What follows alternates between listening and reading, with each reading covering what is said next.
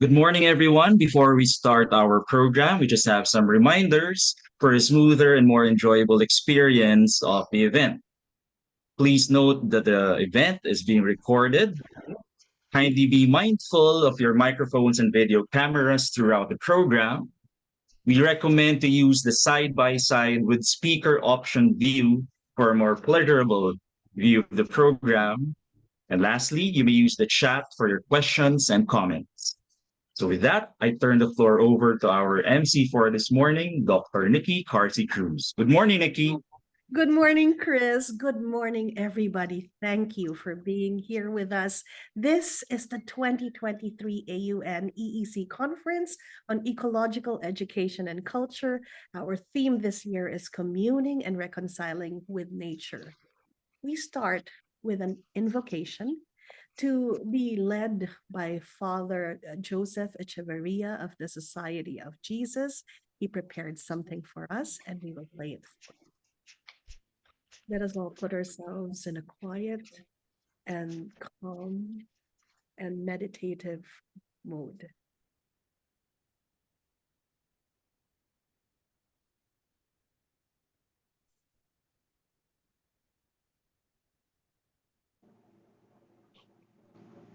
Lord of creation, we gather before you to acknowledge our role and the role of all humanity in contributing to the ecological crisis today.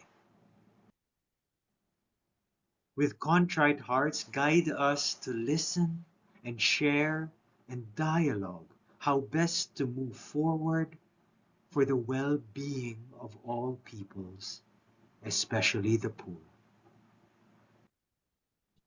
Send your Spirit to help us see the value of our work today as crucial, not just for the present, but more so for our children's generation. We offer our hope that the beauty and grandeur of nature that we appreciate today last and be appreciated beyond our lifetimes.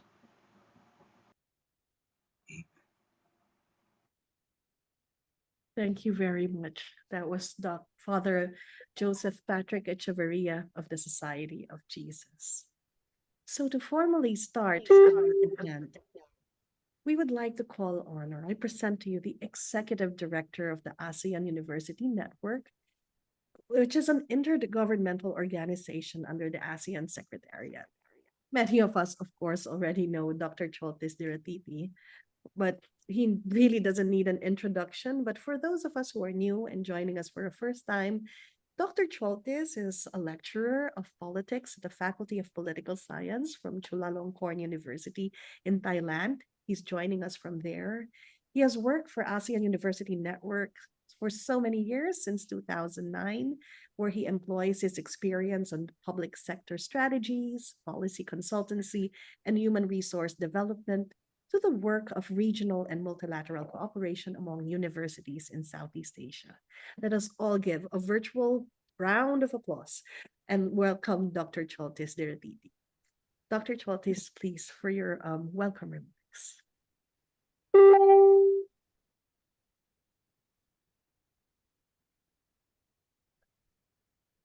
Hello? Yes. Oh, I am back. Yes. Okay, that's a great. Good morning, everyone. This is live from the headquarters of the ASEAN University Network. Glad to see everyone here online. Father Roberto Yap, President of Ateneo de Manila University, Prof. Maria Winchester, Prof. Maria Asunta Huyekeng, Prof. Emmanuel De Locado, dear speakers, students, ladies, gentlemen, the 2023 version of AUN-EEC conference on ecological culture and education. This year got the main theme of communicating, communing, and reconciling with nature, with the very exciting topic of reconciliation ecology. It is another year that AUN-EEC continue to connect scientists, students, and the general public to share the lessons, the success stories and insights, and also to co-create the activities that eventually will lead to the changes we hope for in how we live our life in a responsible manner in relation to the natural environment, which I always consider it as the extension of our physical body, that we should look after it better. We are doing this in the context of the post-pandemic recovery period. We still observing the recovery going on around us. It's not yet back to the 100% normal situation. Much have to be done in this relation. But I really appreciate the continuous arrangement and organization of the AUN-EEC activities, even during the deep lockdown that we faced a few years ago, and EEC continue to organize at least the annual conference with this sharing and exchanges of knowledge and good practices. And in this sense, the AUN-EEC has been contributing so much to the sustainability movement in our ASEAN region. And to this, I would like, on behalf of the ASEAN University Network, to express our gratitude to the host of AUN-EEC, Ateneo de Manila University, for your tirelessly contribution to this sustainability movement for not only ourselves and our next generation, but to the changing culture of our way of life. Thank you so much. Thank you very much, Dr. Choltis, for your welcome remarks. As Dr. Choltis mentioned, the host institution is Ateneo de Manila University. So I'm about to call the president of the university for his opening remarks, because as you can see, AUN-EEC is housed in Ateneo de Manila University, and this conference is hosted by the university through Ateneo Biodiversity Research Laboratory and the Ateneo Institute of Sustainability. So to welcome us virtually to the university and to deliver his opening remarks, let us all give a warm round of applause for the university president, Father Roberto C. Yap of the Society of Jesus. Father Bobby. It is my privilege to welcome you to the 2023 AUN-EEC Conference on Ecological Education and Culture. This meeting takes place at a pivotal moment in history, a critical time for humanity, as it is becoming painfully clear that human activity has impacted our environment in a negative way. Last month, we experienced the hottest global temperature ever recorded. On 4th July, it reached 17.18 degrees Celsius, the highest according to data from the US National Center for Environmental Prediction, surpassing the 16.92 degrees recorded in August 2016. Experts add that the rising temperatures will have devastating consequences for us and our common home. These include pollution, loss of diversity, reforestation, drought, heat wave, and flooding, all of which we are already experiencing. The alarm bells are ringing and we cannot be lax anymore. Communing and reconciling with nature, the theme of this year's conference, highlights the need to strengthen our individual and collective actions for the protection and renewal of creation. It is this spirit of collaboration and shared mission that draws Ateneo de Manila in this endeavor.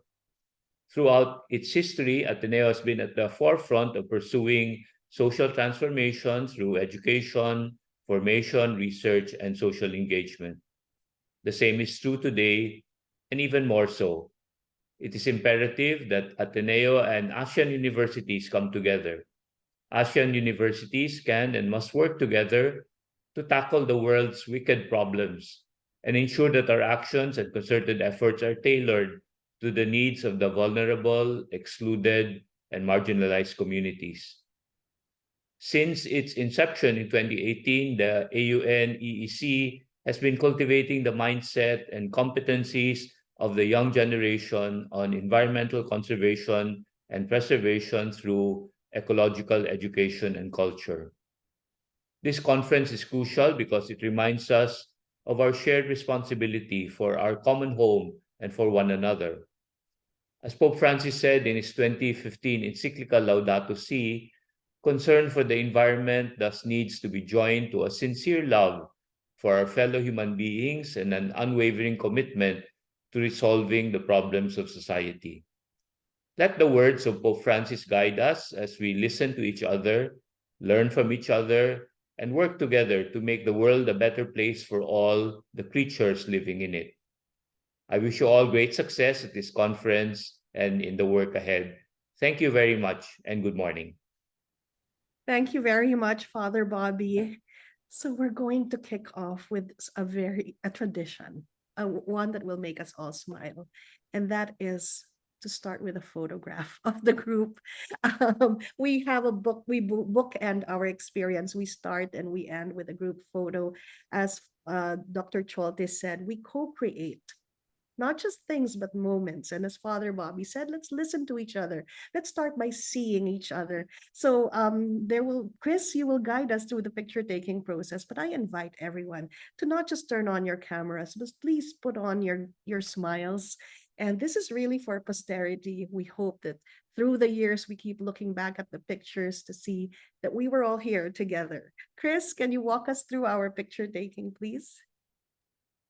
Thank you, Nikki. So again, we invite everyone to please turn on their videos. All right, we have 3 screens to take pictures of. So we'll start. You wouldn't know which screen you're part of, so please hold your smiles for several seconds, and we'll start with the first one in 3, 2, 1. We'll move to the next screen. Please smile. 3, 2, 1. And our last screen. 3, 2, 1. Thank you very much, everyone. Enjoy the rest of the program. Back to you, Nikki. Thank you very much, Chris. Welcome, everybody. We're about to start the 2023 AUN-EEC conference. Now that the photo has been taken, this really happened. We have proof that it is happening. I am Dr. Nikki Carci Cruz. I am the chair of the Department of Interdisciplinary Studies in Ateneo de Manila and a member of the AUN-EEC Steering Committee. I will be your moderator for this morning's plenary session. I'm very excited to start, but I'm also aware that there are some people who are joining us for the first time. Some have been here since the very beginning, so you're maybe familiar with what the AUN-EEC is. But for those of you who are just joining us, welcome. The AUN-EEC is a thematic network of the AUN whose mission is to help develop a generation of Southeast Asians who will have the mindset and the competencies to conserve and preserve the environment, even as we face so many challenges of social change and economic growth. The AUN-EEC is housed in Ateneo Institute of Sustainability, and the AIS, that institute, is celebrating its 10th year anniversary this year. Congratulations, AIS. Last year's conference was looking back looking forward. And the discussion points from last year's conversations on teaching biodiversity and an emerging concern among the network members then was how to proceed with enriching awareness and promoting education on environmental and ecological issues in a post-pandemic scenario. So here we are now. With this in mind, the Secretariat has decided on the banner of environmental restoration and reconciliation as the theme for the year. The banner focuses on furthering reconciliation with the environment as the means through which ecological and cultural education can be advanced. So the first event or the first activity under this banner of environmental restoration and reconciliation was a webinar entitled From Rivers to Streams.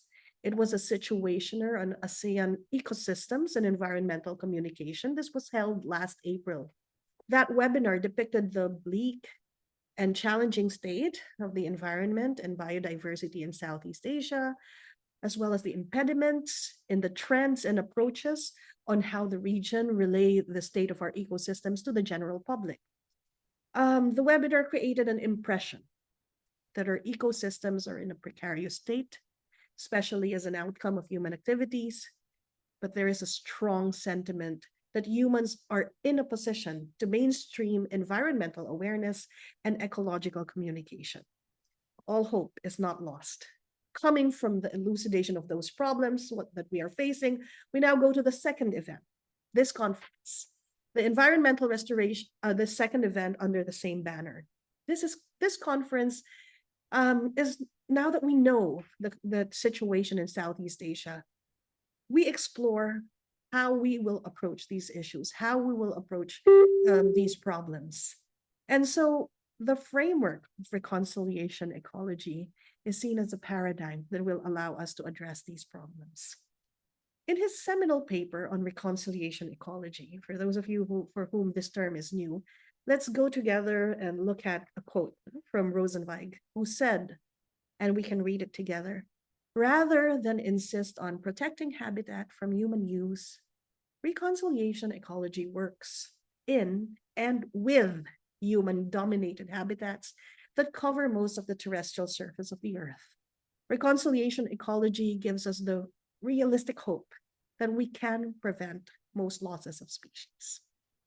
So this conference for the year, this theme of our conference, communing and reconciling with nature, alludes to the call for ecosystem restoration and reconciliation. This may have taken the back seat during the pandemic. Now we're back. We're back. We can go outside again. We're on site again. So it's an echo to call to return to nature. Let's not just return to business as usual. Let's return to nature and to revisit our environmental woes, but with hope. Additionally, it is a response of AUN-EEC to the United Nations Decade on Ecosystem Restoration. This whole 2020 to 2030 is a decade of ecosystem restoration. So with this, we have a loaded plenary. This morning, we have 2 keynote lectures. One will view the environment using the lenses of reconciliation ecology. So if you're not familiar with this, hopefully after the plenary, this will now be part of the concepts you're familiar with. The other keynote is on furthering education and ecological restoration. After understanding the framework, which will be from the 2 keynotes, we shall see how it is operationalized on the ground through the experiences of people who will be sharing in the panel discussions.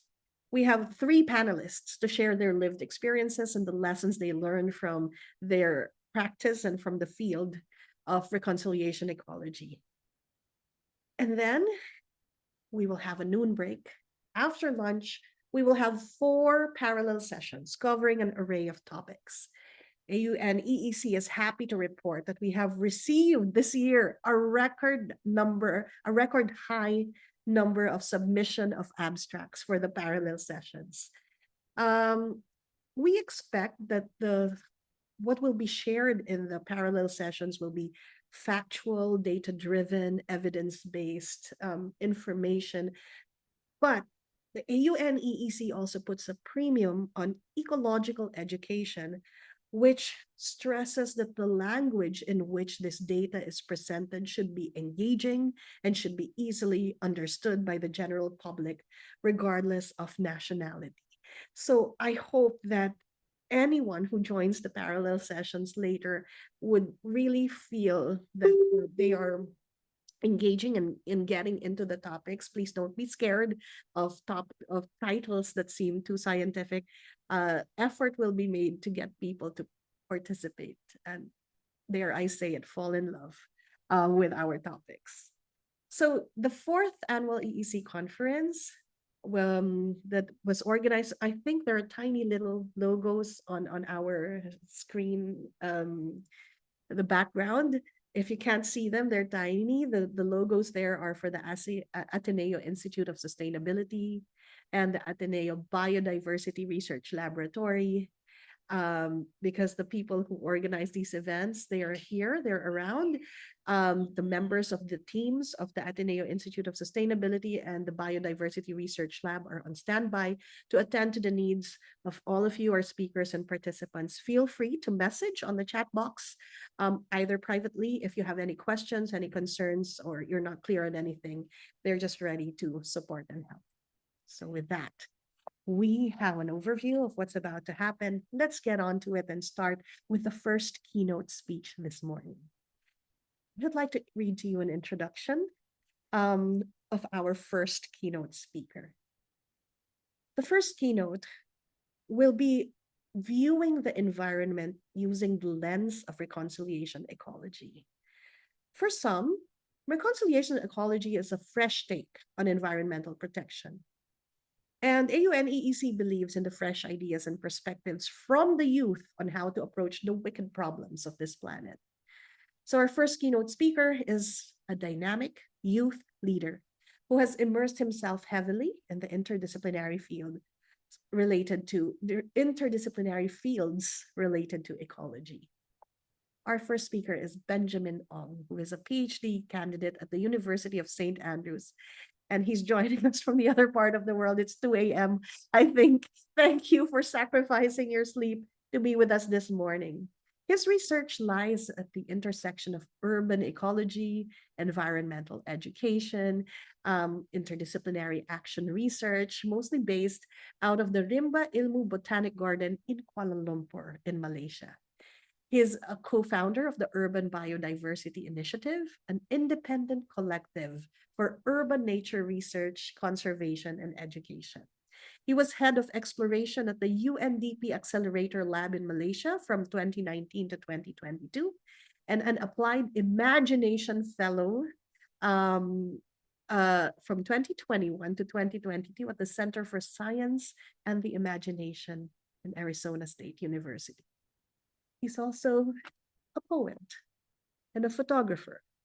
He received the 2019 Marsh Award for Education in Botanic Gardens to deliver his keynote lecture on nature, wonder, here, reconciliation ecology in the urban interstices. Let us all welcome, with a warm round of applause, Mr. Benjamin Ong. You have the floor. Thank you so much for the generous introduction, Nikki, and to everyone at AUN and also Ateneo de Manila University, the organizers, for this very, very kind invitation. I like how you called me a youth leader, because I've realized, at least in Malaysia, where I'm from, that apparently I have kind of exceeded the threshold for youth not long ago. So it's really nice to be back there, to be considered a youth still. And I think on that note, I was reflecting on how keynote speeches are usually reserved for established persons, well-known professors or practitioners, and I think of myself as simply an establishing person. And to be honest, after nearly a decade in the space of ecological education, I must admit that I still haven't quite figured it out yet, but I am trying, and I think there is something in the trying that we can learn together and reflect on. And so it's a great honor to be here and to be invited, 7 or 8 time zones or hours apart, and to kind of be back, albeit virtually, in Southeast Asia, which I dearly miss. I think there's going to be a lot today. I looked through the program, and there's really just so much to come. And I was thinking that we could maybe start a bit light, and I'd like to just maybe share a few things from my story, from my journey, from what I've learned, how it has influenced my practice and how I approach ecological education, and also in many ways how I'm trying to make sense of it in my PhD journey here at the University of St Andrews. So I'm actually in Scotland right now, where although it is summer, it is significantly colder than I think anything any of us will regularly or routinely experience in Southeast Asia. So without further ado, I'd like to actually share from my screen. I don't know if that's possible. It should be okay.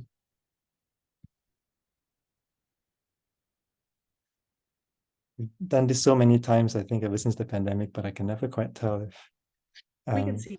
it's all Don't worry. good. Yeah, there we we go. can see. I should have really started with this. So the title of my short address here is Nature, Wonder Here, Reconciliation Ecology in the Urban Interstices. And I always think, when we think of nature, what is the first thing that comes to mind? And I personally feel that Southeast Asia, for such a small place, we have such a remarkable cultural diversity, if you will. And I'm lazy, so I just Google Southeast Asian nature just for this this selection of various scenes and places. I don't know if we can recognize all of these, but you can kind of see it all, right? Our forests, our reefs, our islands, our volcanoes, our mountain peaks, the massive rivers and estuaries and all of this. And there really isn't quite a place, I think, that is quite as heterogeneous and as diverse. But I would say that my starting point, in many ways, for nature was actually none of these. It was none of these spectacular, sites that and all these, I don't know, Insta-worthy landscapes. It was, I don't know, strangely enough, if you will, the drain outside of my childhood home. And this is the very drain where over 3 decades ago I encountered my first tadpoles, and until today I still have very strong memories of that. And if you will, if you imagine yourself as much smaller than a human, you could see that maybe this is like a river, and the tiny plants growing there are like forests on the edge of a canyon. And in many ways, that's still how I imagine, this small drain to be. Some years later, when I was in school, I started to just take notes of the kinds of plants and animals I saw around my school. What you see on the left are film photos, and very poor photographs, technically speaking, of a butterfly in the distance and of some out of focus insect on a fence wire. These were the days of film photography before we had digital cameras and whatnot. And on the right is a page from a notebook. I think this was probably when I was 11. So yes, that's my handwriting and drawing once upon a time. And on all this fuzziness and trying to just make sense of the world around me, I think there was a keen sense of awareness and curiosity about the world of the other, or of the non-human. And now, I guess in academic literature, you see words like the more than human and the non-human used.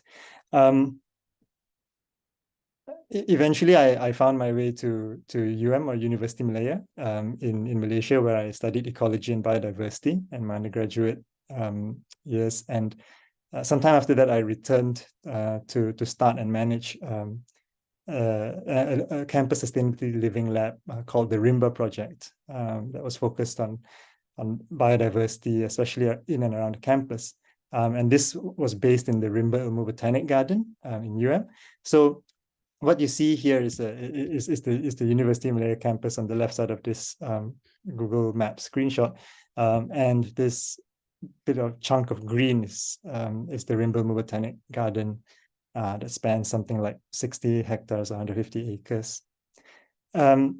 We worked closely with student volunteers, offering hands-on skills development opportunities in ecological field work, as well as in science communication and outreach. And I think many of these student volunteers that I had the pleasure of working with have gone on to ascend to, I think, far greater heights than I could ever imagine myself then or even now.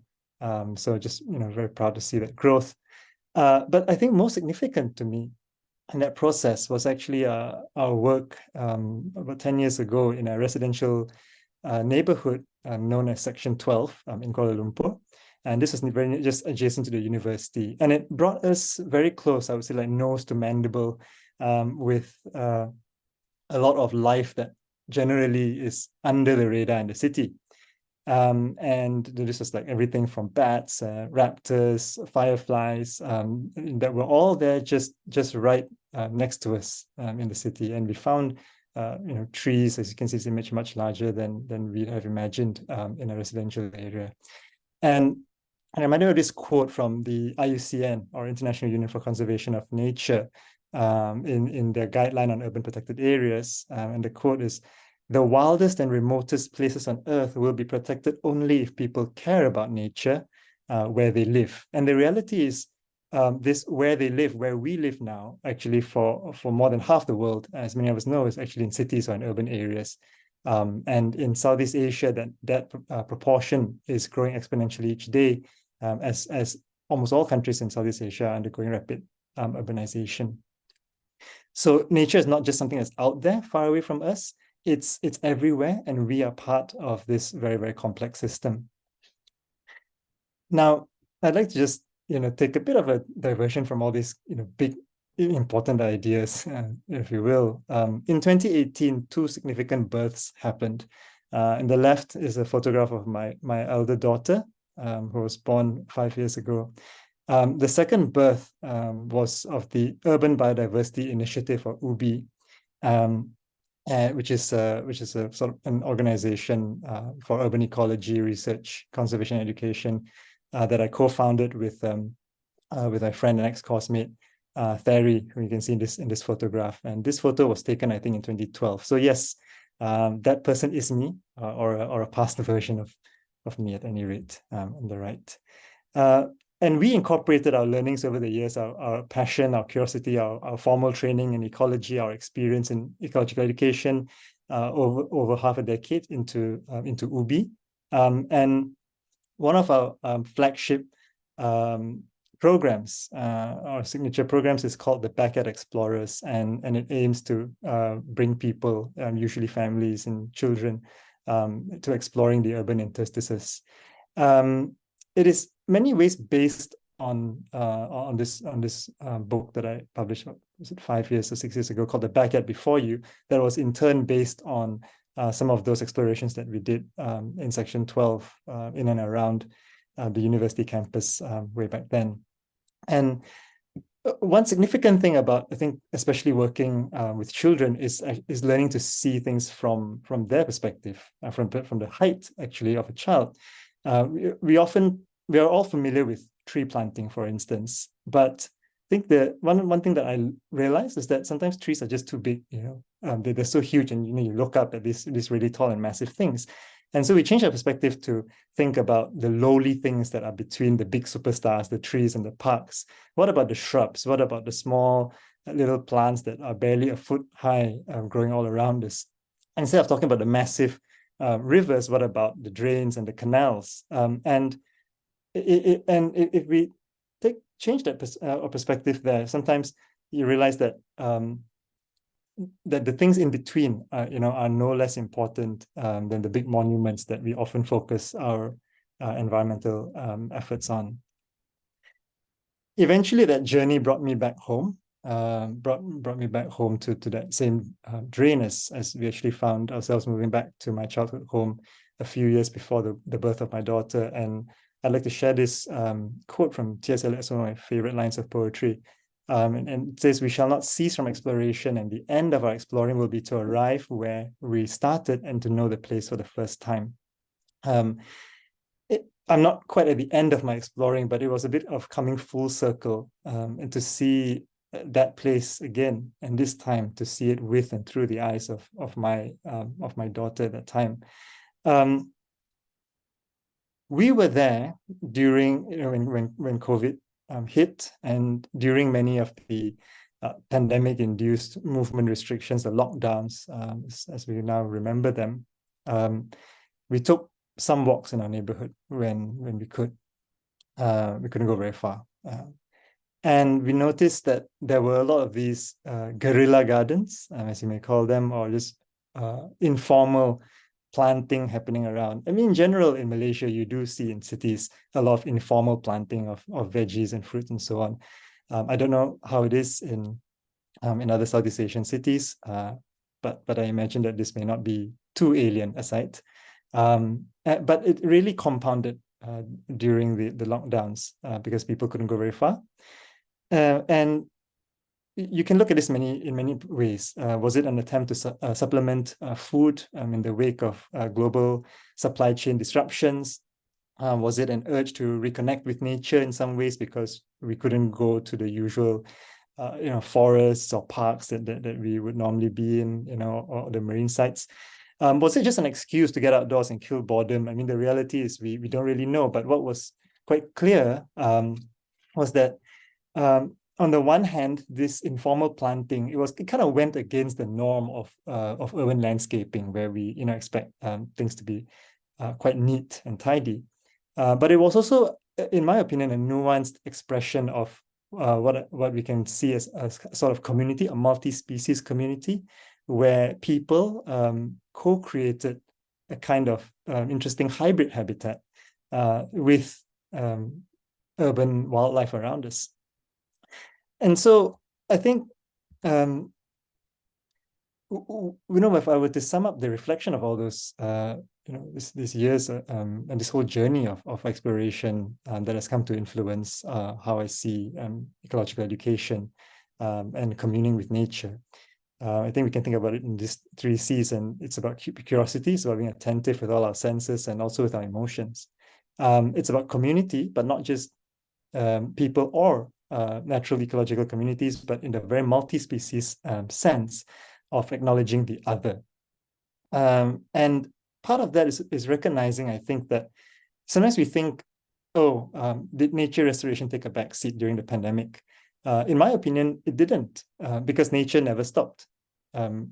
We humans were locked down, but as far as every other species wasn't locked down, and they went on their business. And I think we might be familiar with these photographs of wildlife, going out into the streets and cities because people were not there. Cars and humans were taken off the streets and sidewalks and buildings. And in some ways, I think of it as nature leading and us participating, whether it was in the planting in urban neighborhoods and these resurgent traditional visions that came into our green spaces. And through this, a sense of creation of space and of habitat for each other, so that it's not mutually exclusive. It's not just for humans or for the non-humans, but habitats that work for both of us. And I think during the pandemic, in my corner of Kuala Lumpur, I saw how that could be possible, with people doing a bit of planting, but also leaving a lot of space for nature to do whatever it will. That brings us to, I think, the theme of this year's conference of reconciliation ecology. What is it? Why does it matter? And I think before we get into that, I just want to share this snapshot of the SDGs. No matter what we think of the Sustainable Development Goals, whatever our views, we can't deny that this is possibly the single most influential framework that is influencing global policy today. And so this report just published, the Sustainable Development Report 2023 by Jeffrey Sachs, one of course, the Sustainable Development Goals foremost advocates. the snapshot shows that none of the challenges SDGs have been achieved, and there are various challenges. But I want to draw attention to the goals 14, life below water, and 15, life on land. If you have been monitoring these two goals over the years, you will know that regional and otherwise, they are among the worst performing goals. And year after year, they're either stagnating or they're decreasing. We don't have time to go too much into the details and all the theories behind it, but personally, I think that it points to possibly us getting some of our basics wrong or maybe misaligned, and maybe we need to rethink some of our foundational assumptions around what protecting life below water and life on land is all about. And I think that's where reconciliation ecology is really helpful. And I got this quote from Wikipedia again because I'm lazy.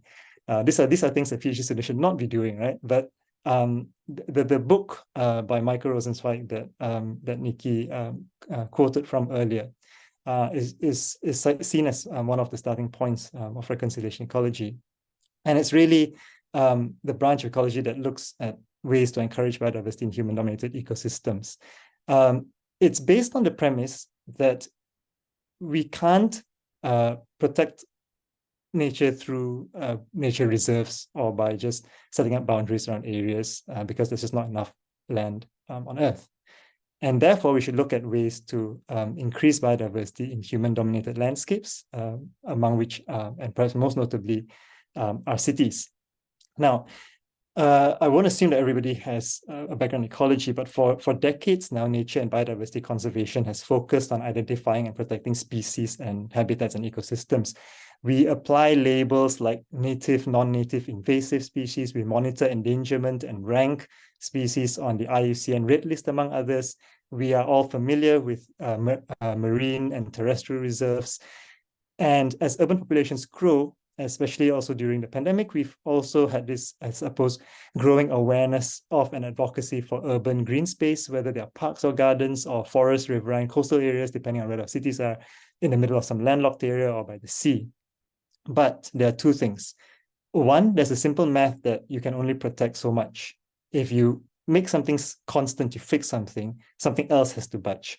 So consider this image, and this is in the outskirts of Kuala Lumpur in Malaysia, and I think possibly also common around Southeast Asia, the world. I don't think there are many, if any, cities on this planet that are thinking about how they can increase net green space. I don't think there are many cities that are saying, okay, let's plan to demolish more buildings and return more land to nature. Certainly, I don't think there are any in Southeast Asia. I don't know. I hope to be corrected, with a wonderful shining example of a city that in their master plan is talking about how they can remove people from the city. I don't think that's going to happen. And when you look at a scene like this, most cities will look at that green space there and instead of thinking about how can we protect it and turn it into a park or something along those lines, it'll be more like, okay, what can we build on it? And that's somewhat inevitable because human population continues to grow, and the alternative is spreading out of cities, and that creates urban sprawl, which is another set of problems. Again, this is a very complex issue, but the reality is that we dominate the planet, we dominate the urban ecosystems. How can we make these spaces more habitable and hospitable, not just for us, but for the modern human? The second reflection here is that the whole city is, in some ways, habitat. And from the perspective of nature, our labels and our boundaries are meaningless. When we put ourselves in the non-human or the more than humans on nature's feet or wings, we can see that the nature knows no boundaries. If you're a bird, when you're flying and seeing this aerial view, what do you make of it? I mean, I think for us, sometimes we look at the green space in the parks and say that that's the habitat for nature. But it's a lot more nuanced than that. Our gardens, our roofs, our drains, our coffee shop and cafe tables are all fair game for monkeys, for birds, for insects that are looking for shelter, looking for food, and looking for a place to nest or roost. And the thing is, nature invites herself into our cities, and which is only natural because we built our cities, on nature's land. But are we hospitable towards these visitors? I think often we are not as hospitable as we can or should be. In this image, you may not be able to see so clearly, but there's this thing called the bird or pigeon spikes that's quite common in the UK. It's a terrible thing. And here in this picture, on one of the branches of this tree, someone has installed these spikes to prevent birds from landing on the branch, which is crazy if you think about it. The tree is arguably the rightful habitat for a bird. And now we won't even let them land on the trees we plant. There's just something very, very perverse about that. Whether we own this earth. But this is exactly why I think reconciliation is such an important word today, because reconciliation implies a broken relationship. And this is just one of many evidences that our relationship with nature is broken. I think the psychologists or psychology researchers, Susan Clayton and Amara Brook, 2005, made this statement that homeowners think of a particular plant or insect that they like butterflies, or that they don't like weeds and other kinds of insects or bugs, and have very little understanding of how it interacts with other components of the garden. And this was in the context of gardening. And broadly speaking, we can say that on the one hand, we welcome nature, yet we keep it out. We designate between desirable and undesirable nature. And this concept, we may have heard it called NIMBY, or not in my backyard, NIMBY, still in many ways persists, both back home for me in Malaysia, but also here in the UK. And even though there's like a growing movement to encourage more wildlife-friendly gardening and planting, that still receives a lot of resistance in many modern cities.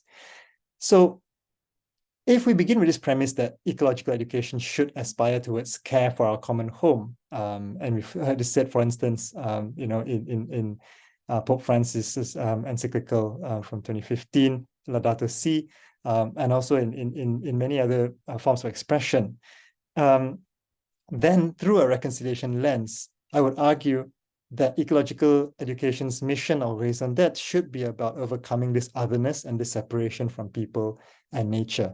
So how do we balance our work and our interest in the so-called obvious sights, the spectacular landscapes, especially in our home of Southeast Asia, with the interstices and in the in-betweens, in the mundane and what the ordinary and often overlooked spaces? How might our education practices help to heal our broken relationship with nature? Because awareness is one thing, we can educate, but acceptance and the ability to live with the other is another. I'm sure today's sessions will give us a lot of food for thought. But during the parallel sessions and breakout rooms, unfortunately, those are the very hours that I'll be getting my daughter ready for her first day of school. Yes, she's grown. So I really do hope that at some point, there will be a recording that I'll be able to revisit, because it would be a shame to miss all of that. For now, let me just leave with a sort of an extended closing thought, and we can have a short discussion. Which is that I think to make ecological education through reconciliation ecology work, we should consider leaning into our Southeast Asianness. What does this mean, right? And I think I begin to realize this a lot more, I think, being not physically in Southeast Asia now. Consider what we said earlier about this biogeocultural diversity and what it means. On the one hand, here I notice in the UK and in Europe, there's a lot of things I see, like these very neat landscapes. And Andrea Wolf, in her book Invention of Nature, trace it back to the 18th century ideas of this very clean and tidy landscapes, converting wild and savage wilderness into pleasing and productive landscapes. In some ways got exported around the world. This tends to be our ideal of a good landscape.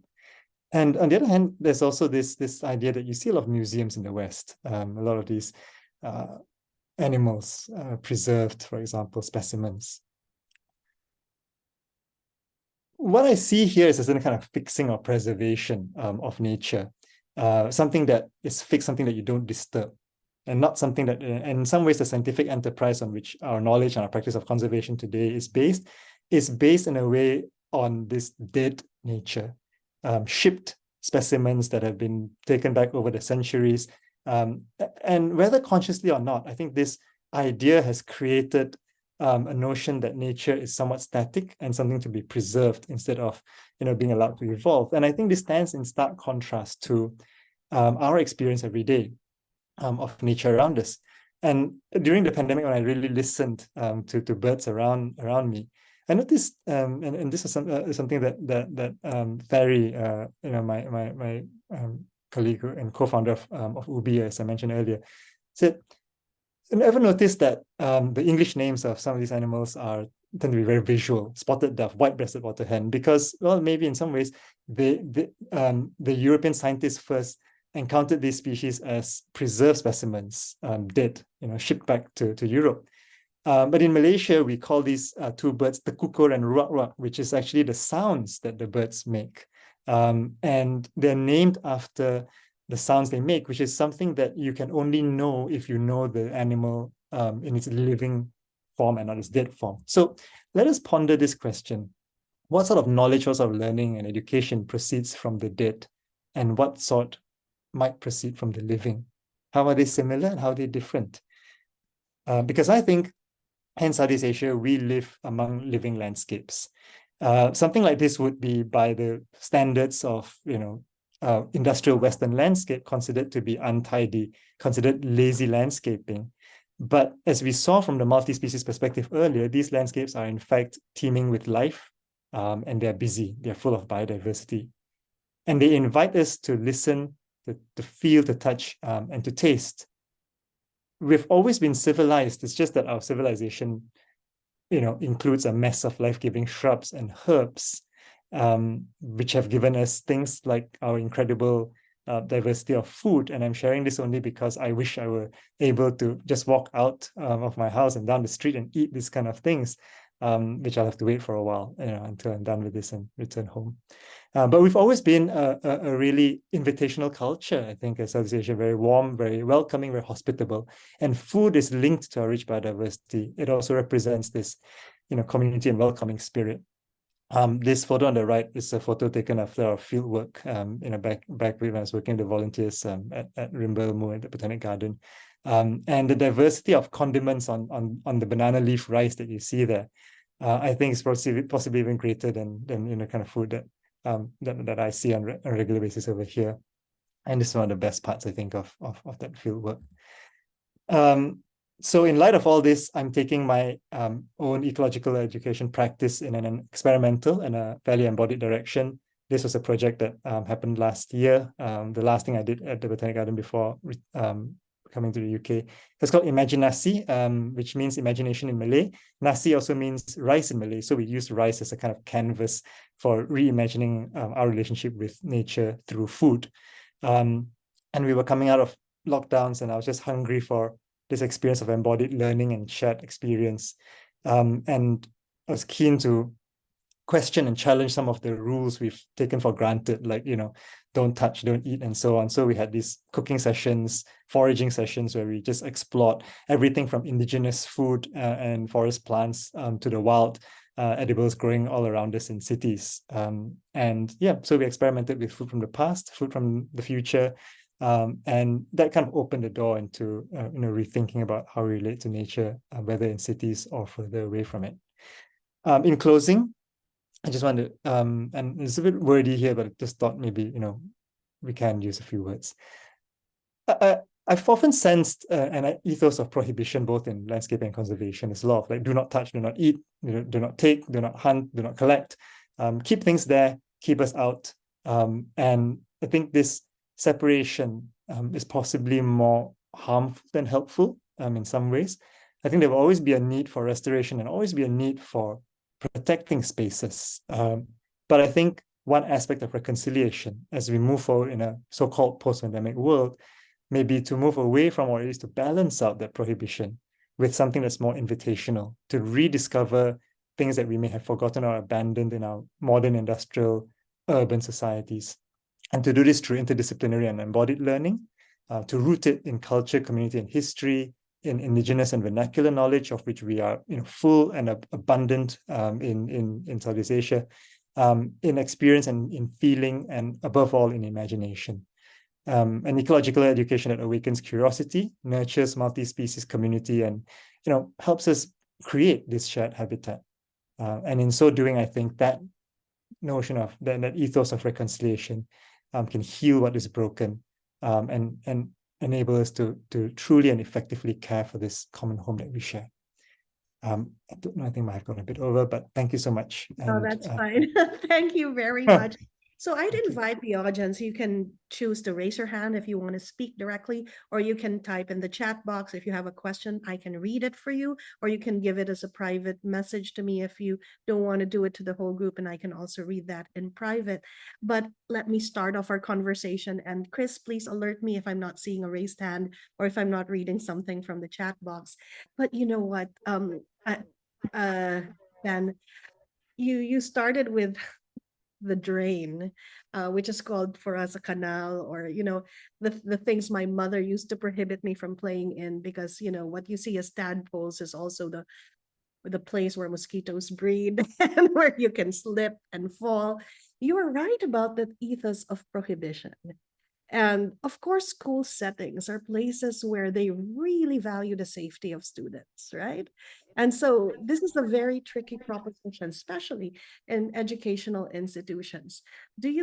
How do you now then make kinds of proposals? What is your proposal for balancing things like safety, which tends to be the number one call for justifying prohibitions, right? All the rules are there to keep our children safe, and yet all these things that keep our children safe is what causes our generation to lose grit because you protect them too much and they don't know how to live with what's natural.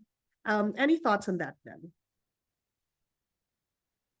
Yeah, I can relate to that. I think maybe let's start with universities. I can see how maybe for the younger you get, perhaps the greater the risk and all that. I would argue that at least at university level, there is no greater danger doing a field trip into an urban monsoon drain than there is to do a field trip, say, to a coral reef, for instance.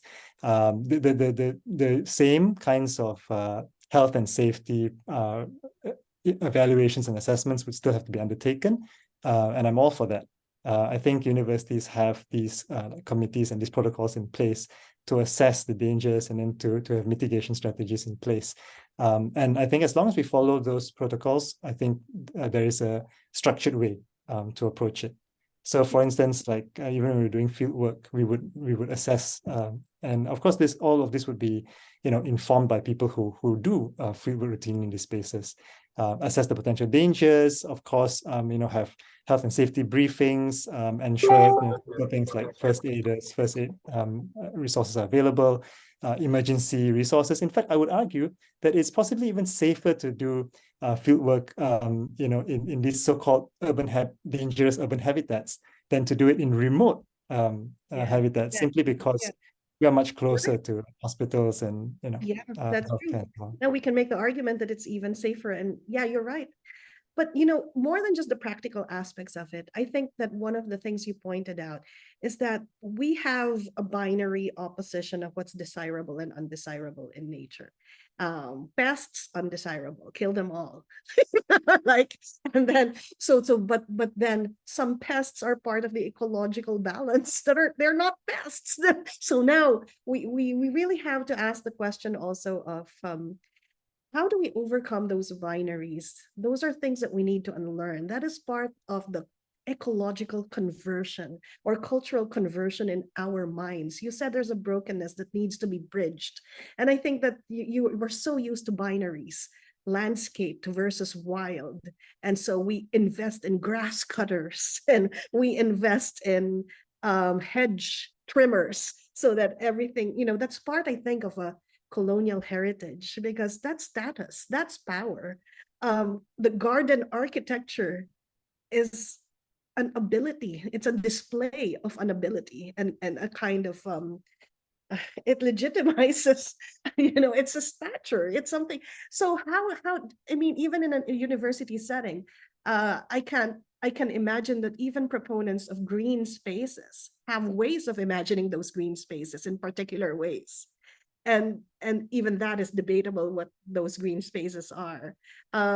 Like what you mentioned in Ateneo, we have hydroponic spaces, we have fields, we have forests, we have arboretums, but we also have the guerrilla gardens. On Fridays, the secretaries would start taking out their pots, and you would realize that the office has a lot of internal air-conditioned ecosystems in them. And when it's time to go home for the weekend, they will take them out for to the sun, and Monday put them back in. No? Or outside, there is a library. Their librarians have pots and all that. So there's the impulse to plant kind of space of resistance exists in all sorts of settings. So how do you think we can lead towards an ecological conversion where we unsee the undesirable and begin to see it as desirable? Your drain is undesirable for many people, right? But you have a poetic eye, and you have the nostalgia from childhood that sees the beauty in it. But for many places, that would have been seen as you'd put a fence. And you're not allowed to just go down and look very closely. So how do we do that at an institutional level? I like how you use the word poetic eye, because I think maybe that is actually the path to it. We need a lot of like hardcore science, and we need a lot of hardcore art and poetry, because I think hand in hand, that's exactly how we will rethink the kind of industrial norms that we kind of operate almost automatically by. And when I say hardcore poetry, I mean, yes, let's have more of this, poetic thinking and just artwork free from, not too fettered by preconceived notions, but also serious science, because I think a lot of what our notion of pest comes from sometimes a poor understanding, right, of ecological relationships. And just give a couple of very quick examples here.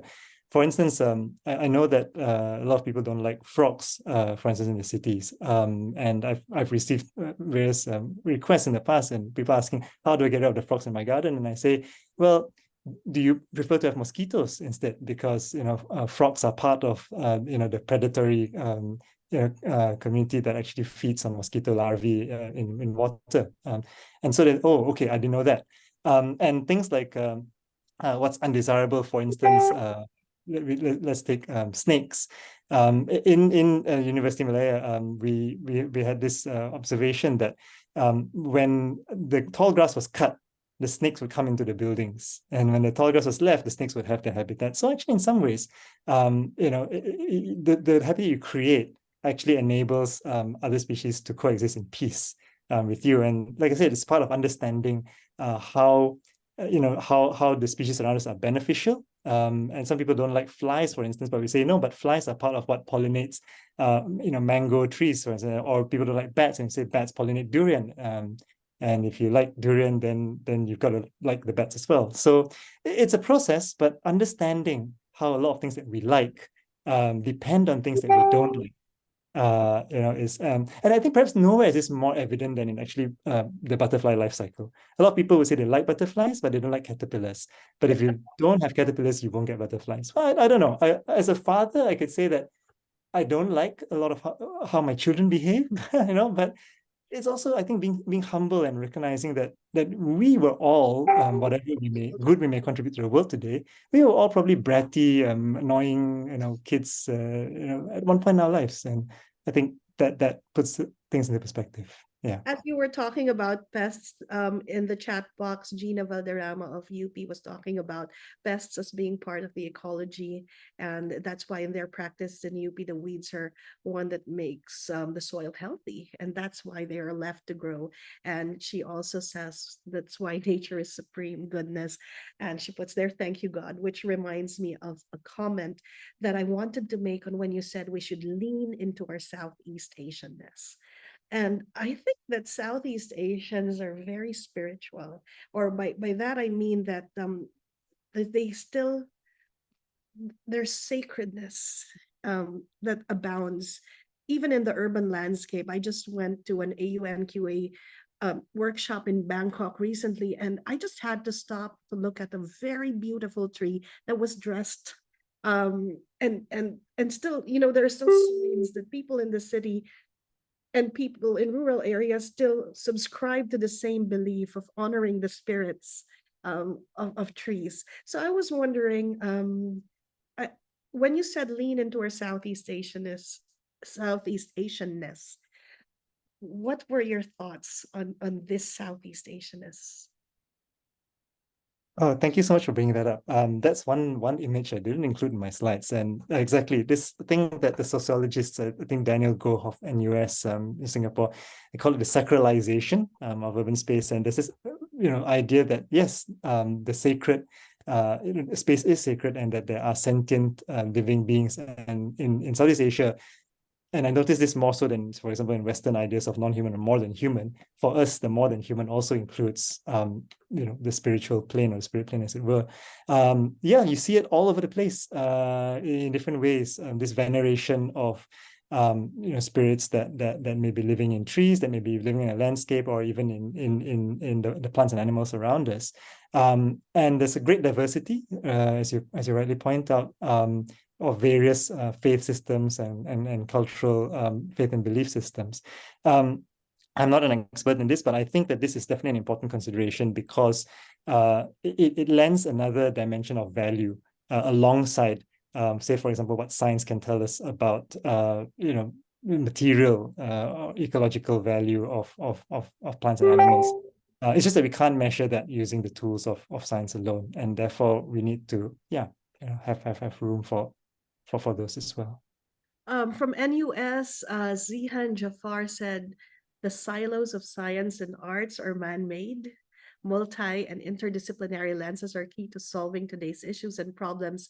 And Achut, Asunta Kuyageng, Ma'am Achut, also of Ateneo Institute of Sustainability, said, aside from the poetic eye, we also need to think in systems, as you, Ben, have described. Maybe it's something we have lost as well, with the need for control. So control and silos, I can see that, there are what we see in the chat box, people are resonating with these ideas. Dennis Gupa says, I guess, I didn't see this, no? Prohibition is sometimes out of respect. I realize now I also prohibit my kids from going to wild places, not out of fear of they'll be bitten by mosquitoes, but I think it's closer to what he's trying to say here, in a tentativeness to interact with ecology because of fear/respect, that things we don't see might be offended. We have that tabi-tabi po, we say before we walk, we tread on anything, we say, please move aside, or you don't pee anywhere because you might offend the spirit with your disrespectful act of nature.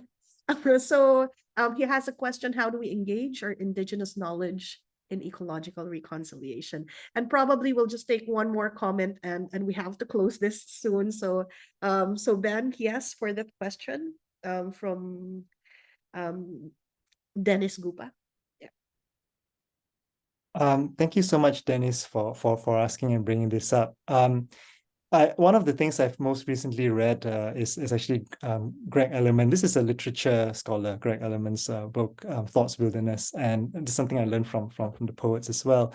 And that is contrasting the whole movement of, I suppose, industrial science that's about conquering the world, that's about turning over every leaf and leaving no stone unturned in this pursuit of a complete understanding, versus an ethos of having boundaries in some ways and respecting, as you say, that there is that we can go so far and we can go no further, and that's fine, that's okay. And as you rightly point out, a lot of this is rooted in our indigenous or vernacular cosmologies, for instance, and our ontologies and epistemologies over here.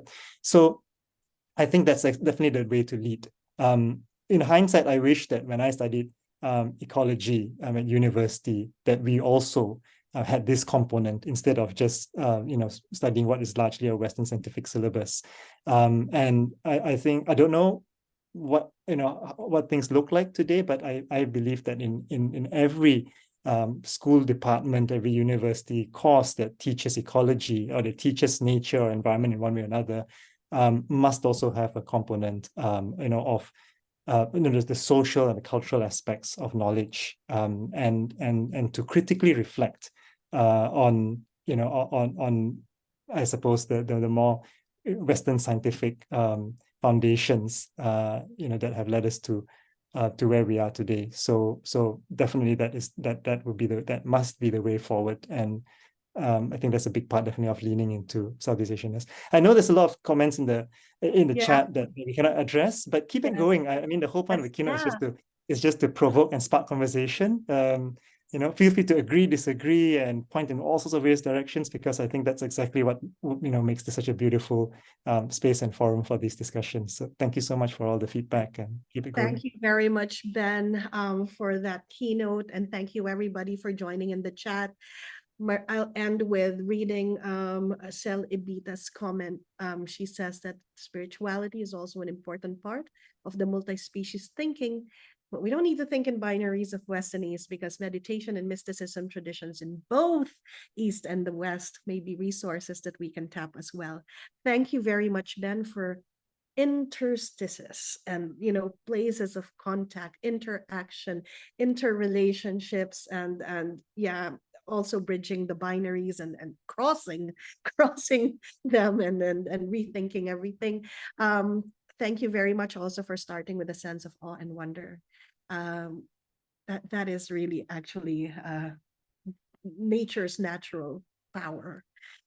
If we just look at it, we'll be in awe, and we just have to take time to cultivate in us that capability to still see nature and take the time to enjoy all its gifts.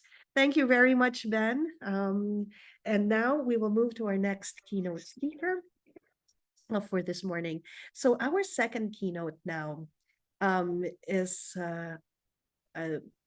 I will introduce our next speaker, who will now give a discussion from his practice on the ground on environmental action. We will now move to environmental education. The second keynote speaker will look at ecological restoration as a means of furthering education. I'll introduce Dr. David Gans, who is Executive Director of the Regional Community Forestry Training Center for Asia and the Pacific.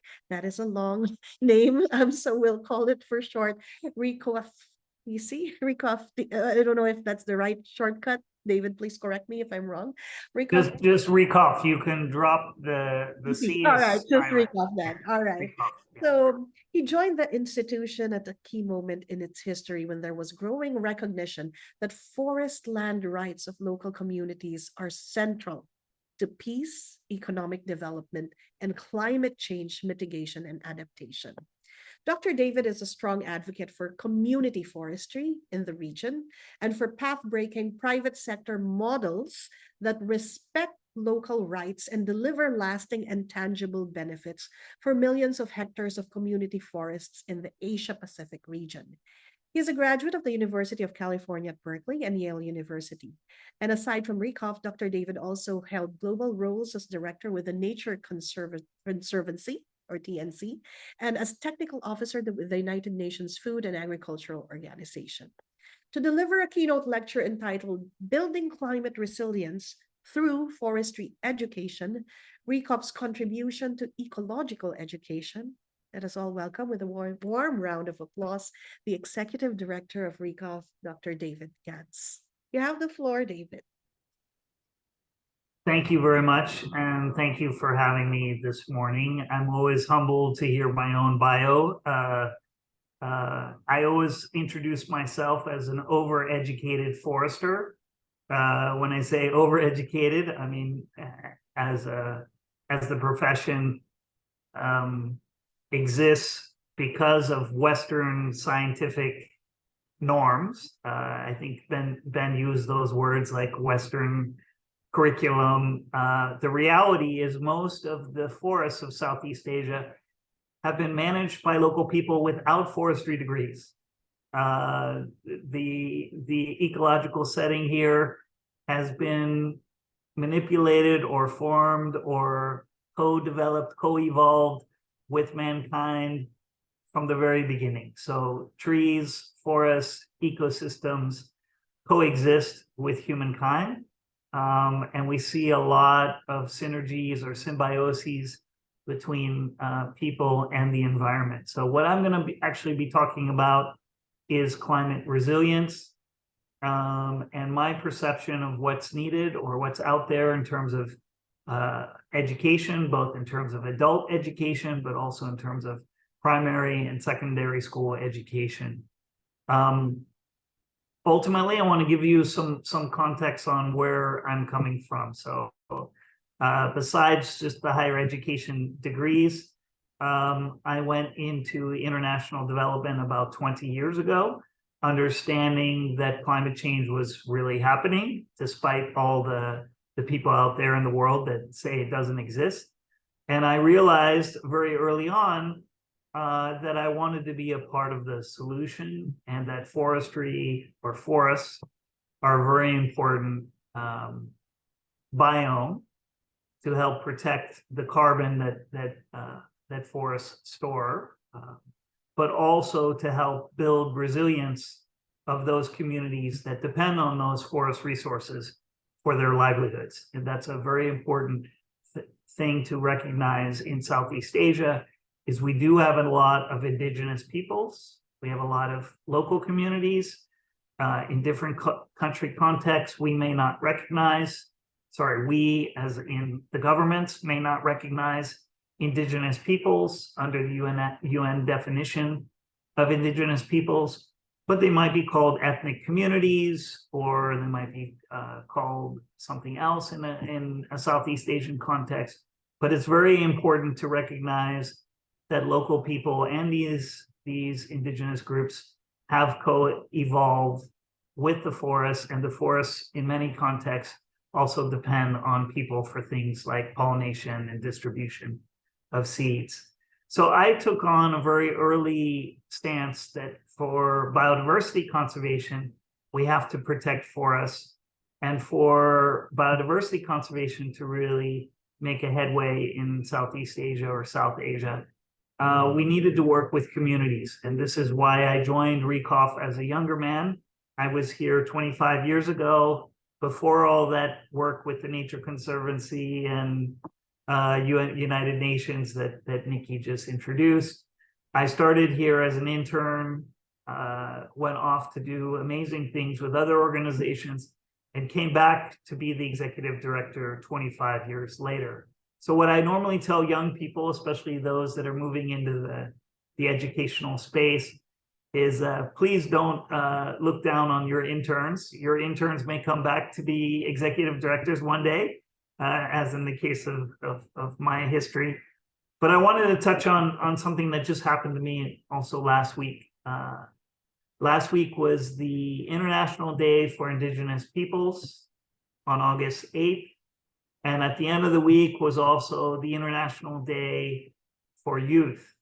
I think it was August 11th or 12th. So I joined a couple of webinars, including one at the end of the week for Indigenous youth in Southeast Asia, along with the Asian Indigenous Peoples Pact and youth groups from around Asia. And I was truly inspired by the recognition of young people, of their role in addressing the climate crisis and the biodiversity loss crisis. These are two issues facing young people today, not just young people. It's the main issues we're all facing, whether we're in academia or whether we're researchers or whether we're working on development. These are the two major issues facing our ecological systems right now. One is the climate crisis, and the other would be the biodiversity loss. And both Conference of Parties recognize the role of youth and the role of Indigenous peoples and local communities. I would say maybe too much emphasis, because we're ultimately putting a lot of burden on Indigenous peoples, local communities, and youth to be the solution. I think they're definitely a major part of the solution, and land tenure or the respect of customary land tenure needs to be a part of that solution. We've noticed throughout the region, or throughout the world, I should say, that when indigenous peoples are allowed to manage their own lands in the way that they have customarily done so, biodiversity is maintained and the carbon stocks are maintained. So this is why in Glasgow a few years ago at the Conference of Parties, I think 26 was the number, people were making massive pledges to fund indigenous peoples, local communities, civil society groups to be part of the climate solution. Similarly, in Montreal, at the other Conference of Parties, the biodiversity international community made similar pledges to say the indigenous peoples, local communities need to be a part of the solution and are integral to our biodiversity solutions on the ground. I just want to say that RECOF as a regional community forestry training center, apologies for the very, very long acronym. It started 36 years ago, and it's an acronym that we can't get rid of. We tried to change our name once, but I'll just stick with it because we have probably close to 100,000 alumni that have come through our training center over the last 3 decades. But as a training center, we focus a lot on adult education, not primary school or secondary school. But I have to say one thing that's very important to what Benjamin also touched on is this is not just about hardcore science, or I think you used the words hardcore poetry, hardcore science, but this is also about the soft skill sets. The ability to facilitate groups or multi-stakeholder settings to come up with solutions to these global crises is very important. And so as we're training foresters or adults in kind of extension services, we're ultimately trying to teach people how to be good listeners, how to be empathetic, and ultimately how to come up with solutions together and co-develop solutions. Those are facilitation skills that transcend just the ecological domain to anything that's in the humanities, I should say. So teaching those soft skills is very important. Practicing those soft skills is another arena altogether. So doing it in a classroom setting, but then going out and asking people to facilitate a workshop or facilitate a multi-sectoral dialogue is a very interesting experience I have to share with you. These are not skill sets that you teach through textbooks, and certainly you can provide facilitation skills and exercises to practice those skills, but people have to do it to really become effective facilitators.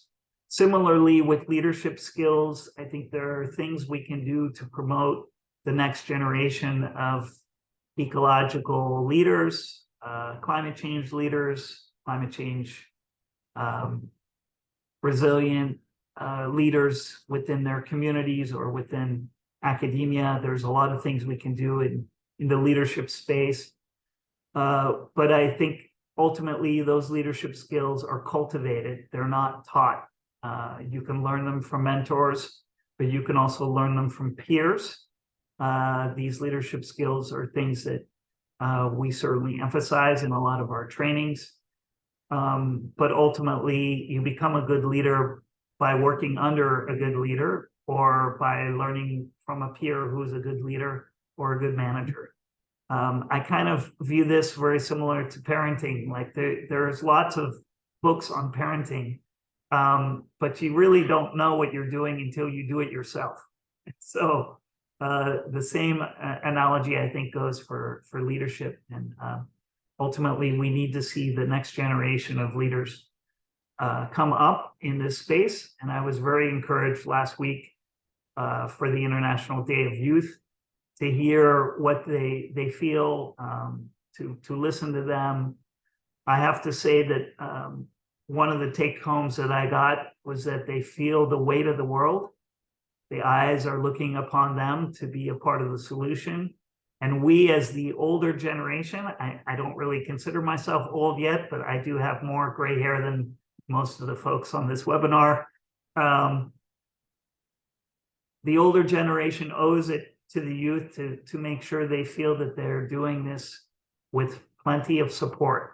You know, we owe it to them to be in their camp, to listen to them, to give them space, safe space also to make mistakes. We know that as human beings, we all make mistakes. We can learn from those mistakes, but I think it's very, very important that we teach others that they're not alone. And the youth that I heard last Friday night, they were feeling the weight of these two crises, and they were really asking or imploring the elders that were on the webinar, you know, for support and for help. I want to just touch on two things that for my closing. One was a survey that we did a few years ago with the United Nations Food and Agriculture Organization on the status of forestry education in the region.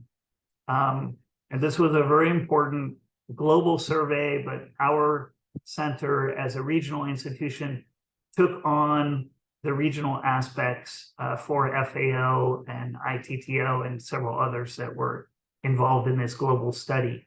One of the key findings for us in looking at forestry education in the region was the silos. I think that we pretty much heard from Benjamin that exist. We cannot be looking at forest landscapes in isolation of the agricultural systems that are next to them.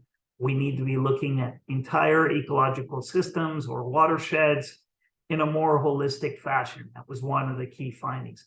Secondly, was that there's a major gap in some of the tertiary or TVET educational spaces, the vocational skills that are really needed for not just forestry, but for ecological restoration or landscape restoration to really move to the next generation of scaling up.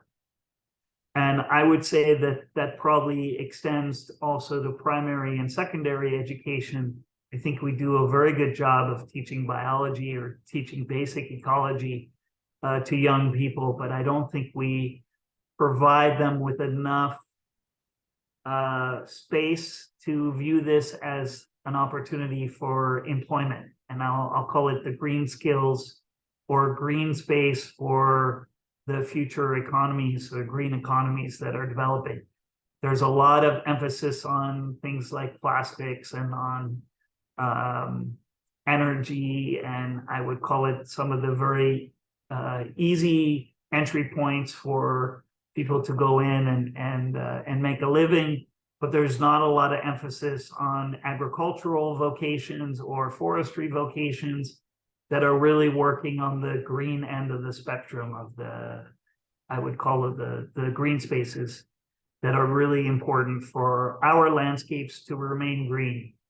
So I want to just say that one of the key emphasis for this regional survey was that we need to do a better job of training young people. And we also need to clearly articulate that there are jobs in this sector because a lot of rural landscapes are losing young people to urban settings and they're not going back. And so you're seeing forest landscapes or environmental landscapes around the region really losing their ability for that interaction between people and nature. And that's something that I hope we can emphasize in the years to come, is making sure we keep that connection from rural economies to those landscapes and make sure they are maintained as viable future landscapes for ecosystem services, whether it be water or carbon or biodiversity to flow from those landscapes.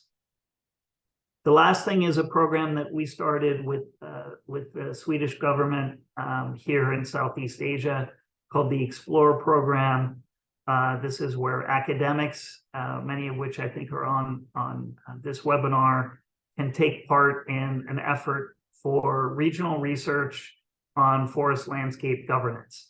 When I use the word forest landscape, ultimately I'm looking at a holistic perspective on the landscape and even transboundary landscapes that extend around ecological systems. It could be something as big as the Mekong or tributaries to the Mekong, or something like a haze issue that we're seeing in the northern ASEAN member states when everyone is burning at the same time, agricultural systems, local communities burning the understory of the forest, all between January and March, and a massive haze issue for the northern ASEAN member states. So this Explore program is to incubate or incentivize collaboration between university professors, and to also give them the skill sets to develop grant ideas,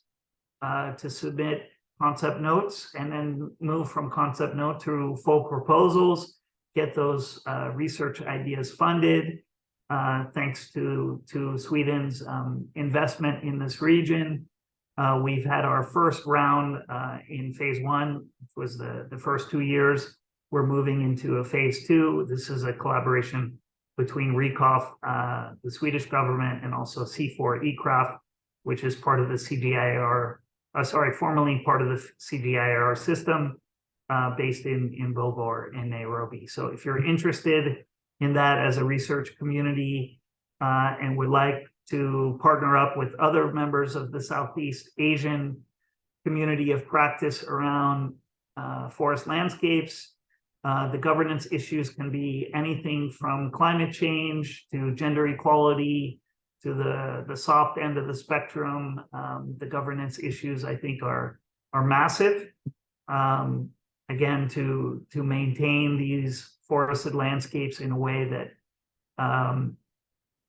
that empower local communities to use their indigenous knowledge on how to manage these landscapes, but also to link to things like FLEGT, REDD+, now the EUDR, which is this deforestation-free commodity supply chain issue. There are tremendous opportunities for researchers to work together and to look at the ecological aspects of their research in ways that really help drive not just the governments, these green economies, but also the development agenda for the international community that's funding a lot of the climate change mitigation adaptation throughout Southeast Asia. So I know there's a lot going on in the chat, and I have not been tracking the chat, but I would love to have this be more of a dialogue than just a monologue. Those are just my opening thoughts. Thank you very much, David. And as usual, to the members of the Zoom room, feel free to either raise your hand if you want to ask a question verbally, and you can also feel free to type in the chat box. Please alert me to my teammates if I've missed something, because sometimes I skip and then don't get to see everything, and just alert me and I'll read it or call somebody. David, if I may, I would like to start by asking a question, a perennial question I ask to anybody who works in the region. You were talking about the ability to communicate as being very important, the soft skills, the facilitation skills, being empathetic and listening. So my perennial question for things like that in a multicultural setting is, how do you bridge the language gap? What language do you use? Who's speaking and to whom? And do you use translators, or how do you, are the people who you're mostly training locals themselves who are from the community, or are they outsiders that are fielded to a specific community that may have a culture that's different from their own? So I'm just curious about, because I think Southeast Asia, that's the perennial situation. You go to a place and the languages are different from For sure. So we're very fortunate in that we're not just an English training center. So we work in 7 countries. Sorry to say we're not operational in the Philippines just yet, but we have 7 country programs or country offices, which include Myanmar, Thailand, Cambodia, Laos, Vietnam, so the 5 lower Mekong countries, Indonesia, and Nepal. And all of our country offices are managed and run by nationals. And so they are training in the local languages. they look and sound more like you than me.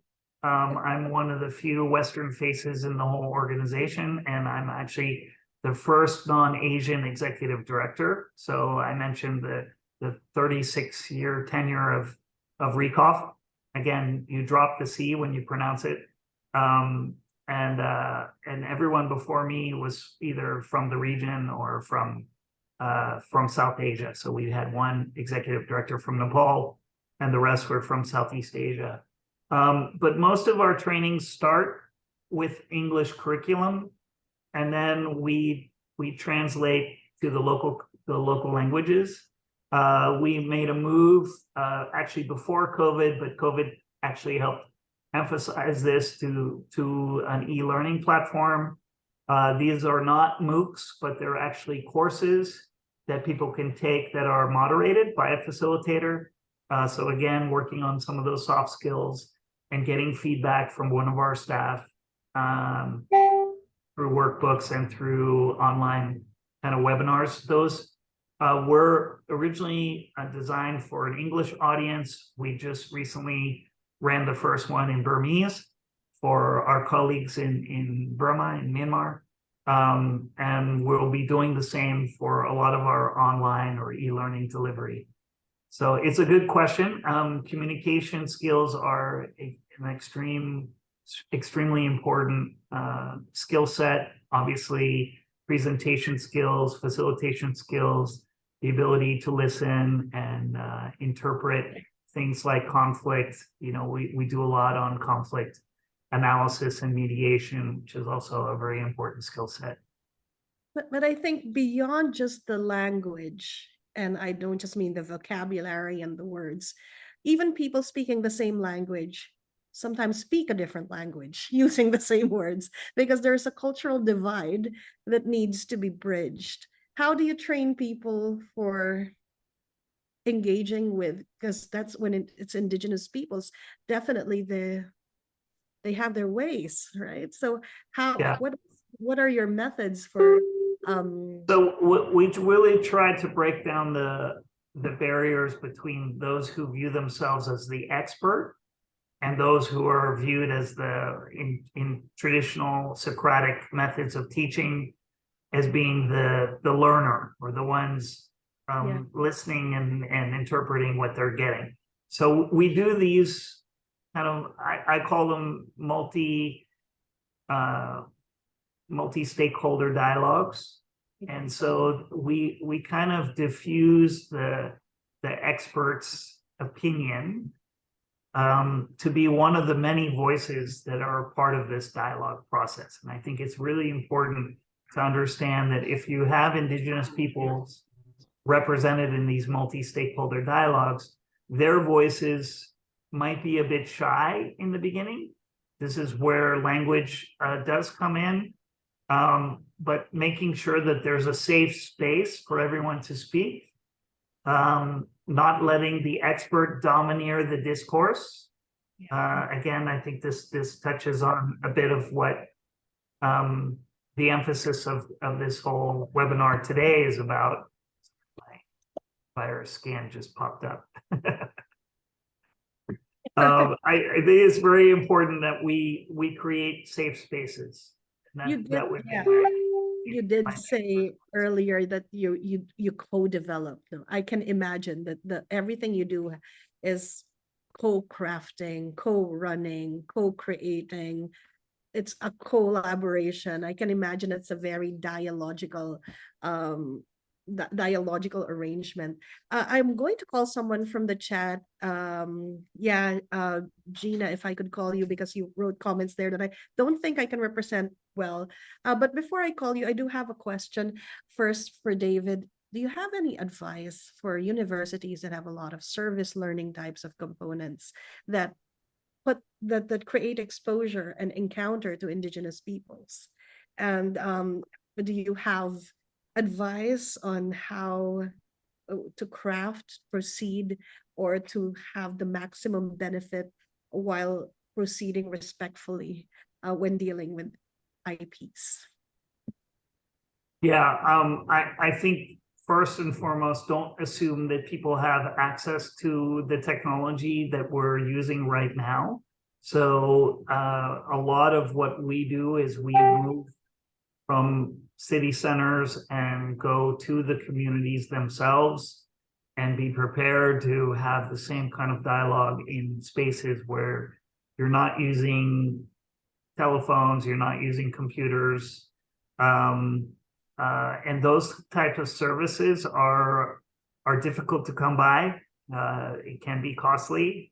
It needs some financial resources. So ultimately, this is where the development world and I think the educational space needs to converge, because you have a lot of money coming in for things like climate change or biodiversity loss. The academic community needs to harmonize their efforts with the development aid or development assistance that is coming in to make sure that those voices of IPLCs is ultimately heard and not colonized by, let's just say, a Western construct of what we think they want. Or, I think typically there's a lot of romanticizing about indigenous knowledge.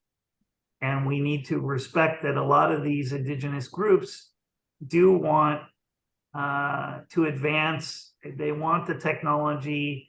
They want ultimately to maybe change some of their agricultural systems, but they might want to move into agroforestry, or they may want to revert back to a home garden system, or whatever it may be.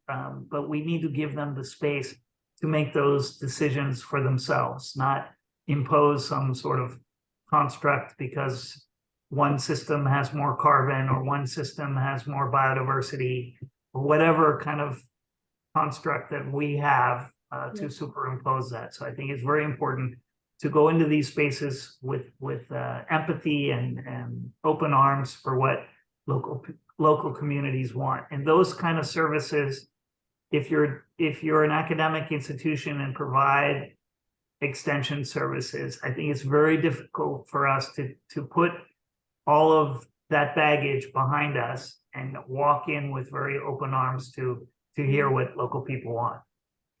Yeah, because sometimes it's in the definition of service learning itself is about a high resource community going to a lower resource community and doing some sharing. And just by that definition, there's already a built-in idea as if you're not, but you're also the one benefiting. Actually, there are many things to learn. There are constructs that probably are what we need to solve this environmental crisis. I remember reading this book about wisdom from a rainforest, and that community had an understanding not of ownership of land, but of stewardship of land. And so they have no desire. It's so foreign to want to own something, because their idea of relationship with land is that you're just a custodian temporarily while you're passing through. So there are many kinds of things that we can stewardship is a construct that's very natural to them that we can learn from conversations. But I would use that to segue to call somebody. Gina put something in the chat box, and I think that I would like to call you if it's okay.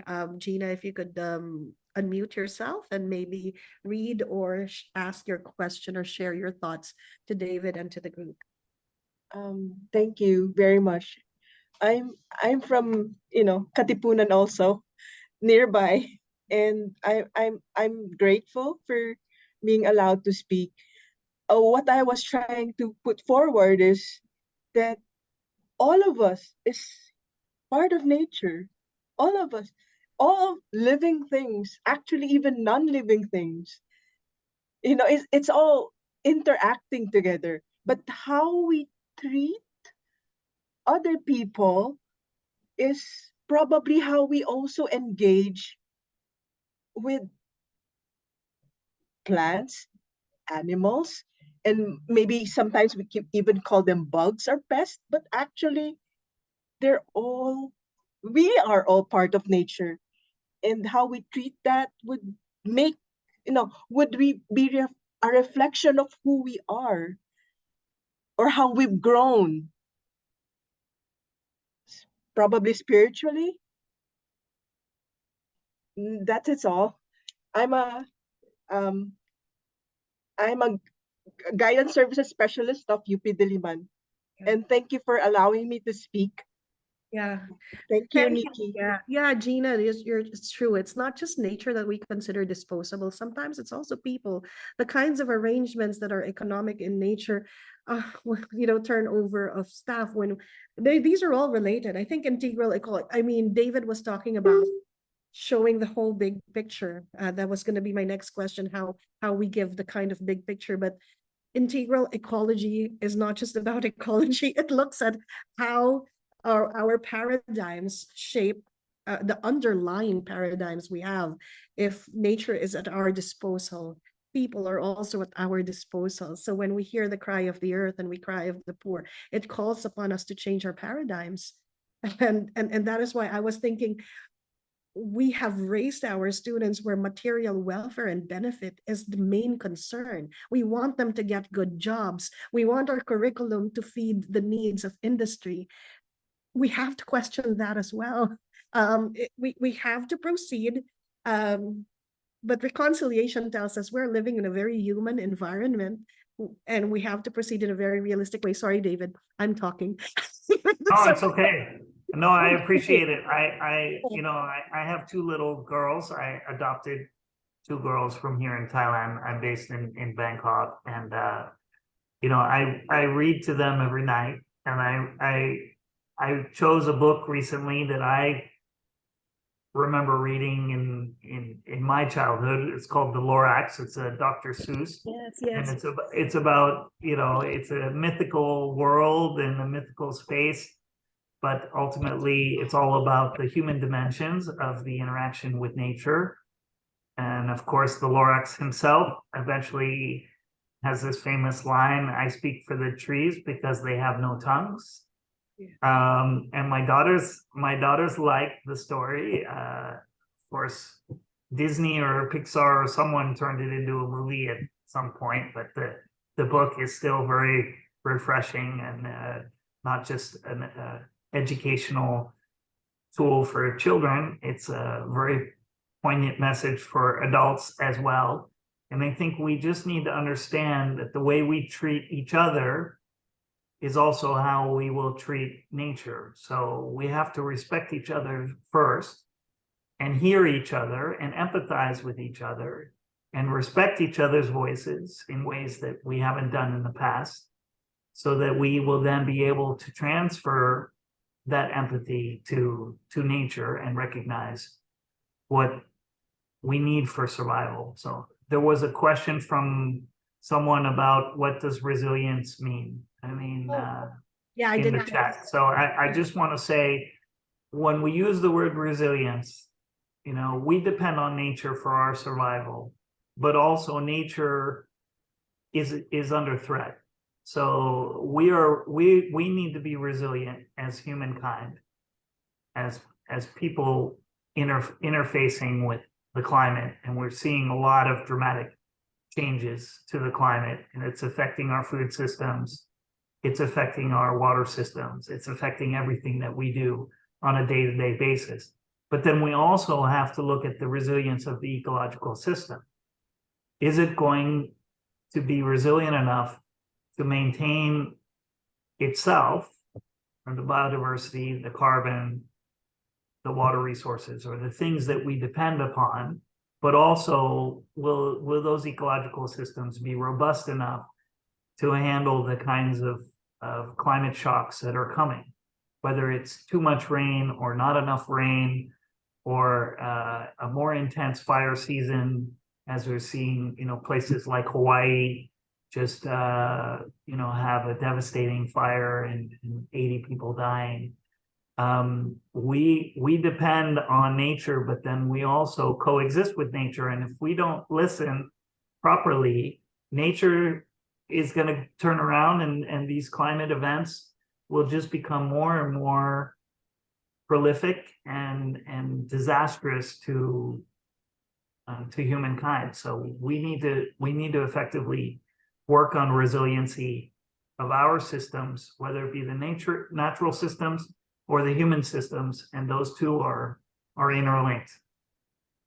David, may I Thank call you. somebody? May I call somebody else as well? I think CJ Manalo wants to chime in as well. CJ, you may read your comment or just, expound on it verbally if you can unmute yourself.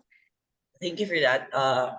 So I'm CJ from Ateneo de Jamong University, and I have a question, especially since Mr. David here, Dr. David, is actually like contributing to ecological education, right?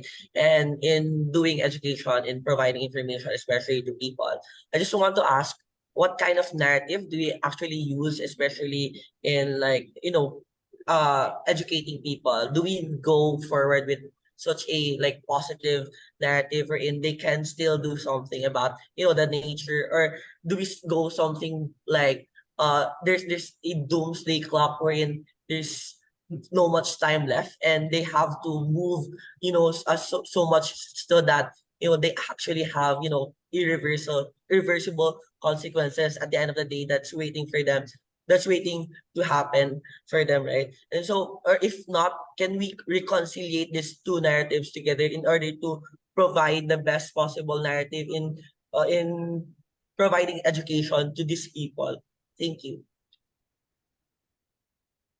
I don't know, CJ, if there was a question there. Do you want David? I heard a question about, yeah, how do we keep, how do we remain optimistic or not Yeah. allow this doomsday kind of messaging to influence the way we teach or the way we educate others? I think it's very important. People have asked me before, do I ever get depressed, when reading the news or seeing what comes out of these international conferences where people are still negotiating semantics and rules of the game for things like a carbon market or for biodiversity or whatever it may be.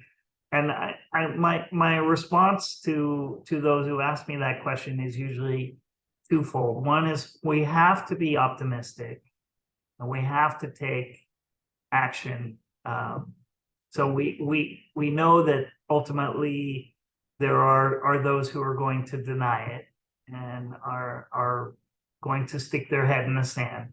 But we have to be optimistic that we can change the dominant paradigm, which is ultimately about consumption or overconsumption and materialistic thinking, to be more in harmony with how nature works. And the second thing I have to say about education, it is our inherent responsibility as educators to be optimistic and spread that word quickly, because there are still a lot of people that are naysayers and are using things like social media to perpetuate wrong messages.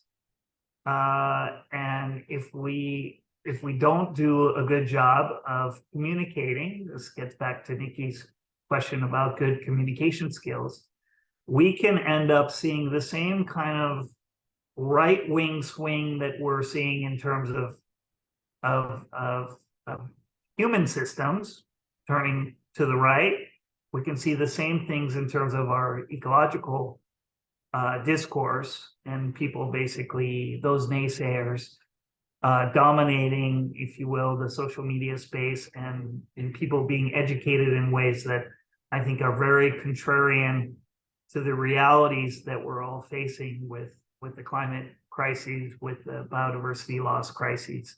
So we owe it to the next generation, to the young people, to make sure that we are effectively not just educating, but communicating well and properly in spaces that reach a much larger audience. And that goes back to the question on language, making sure we have things in the right languages and getting out to the right forums, to doing some activism, whatever it may be, whatever ultimately in your country context is allowed, because we know that sometimes environmentalism is viewed as terrorism at the same time. So, this is where I think we have to also recognize that there's some safe spaces that we have to ultimately work on rights, human rights and environmental rights at the same time, because those two will be linked in the years to come. Yeah, too much advocacy can swing towards eco-terrorism. No, but yeah, or some people would see it that You way. end up on a list, and you end up on a list, and then yeah, God knows what's going to happen next. So. There's several more questions in the chat box. I'll try my best to, bring them together because we are sort of running short on time. But in the chat box, everybody, you can probably just go read it up at depth. But there are some questions. Even Ben, I don't think that keynote speakers should be separated from each other. Ben is here also, and Ben, can I still call you briefly, quickly, or may I? You might want to chime in. It's good for keynote speakers to be in dialogue. Go ahead, Ben. Oh, I don't know if we have the time for that. I think we need to go out and spend an entire afternoon or day somewhere to chat about this. But hi, David. Just saying hi across the. Yeah. Okay. The That sounds question he good. left in the chat box is about: is there a way of including or normalizing in these kinds of knowledge in curricula or in policy spaces, the knowledge that you have drawn from your indigenous your engagement with indigenous peoples? I just read your question, but I know there were more things that you wrote. Sorry, whose question was this, so I can read in the chat? This is Benjamin Ong's question. First of all, he did respond to more power to interns, to interns who will be future directors. And then he said that there's a lot to learn from pre-industrial, indigenous, and vernacular ways of handling the forests and ecosystems, managing forests and ecosystems. How can we normalize these alternatives in curricula and policy spaces? Perhaps how do we mainstream other forms of knowledge? Yeah, I mean, as someone who's taught at two different universities over the years, and then I'm brought in as a guest lecturer all the time at Kasetsat University and the Asian Institute of Technology. I think we have to do away with the Socratic method of teaching. We need to effectively look at different norms for how people learn.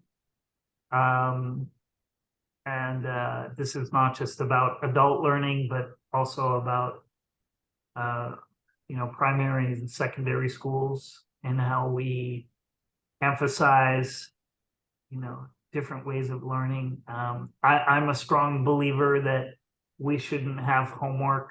I think kids should be learning how to play more so than learning how to do their multiplication tables.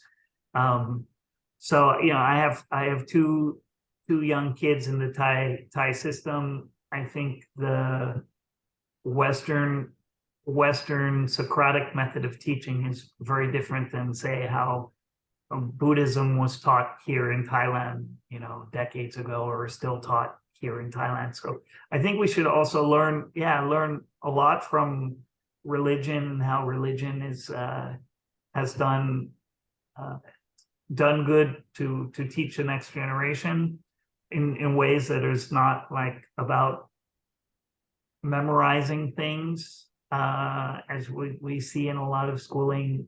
These norms are, you got to memorize how to spell things or your multiplication tables, and we're still using those.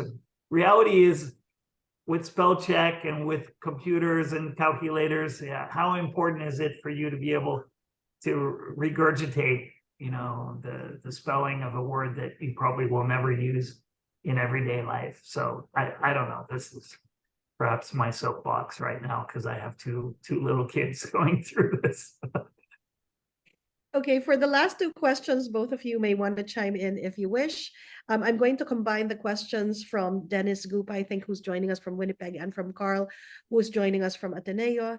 The questions are: how can we go beyond human-centric neoliberal definition of climate resilience and meaningfully forward a critical and compassionate predisposition on this term when both humans and ecology are impacted intensely by the climate crisis, and combine that with Carl's question on, if I could find it, if we also need to see resilience by examining the existing capitals of our human system.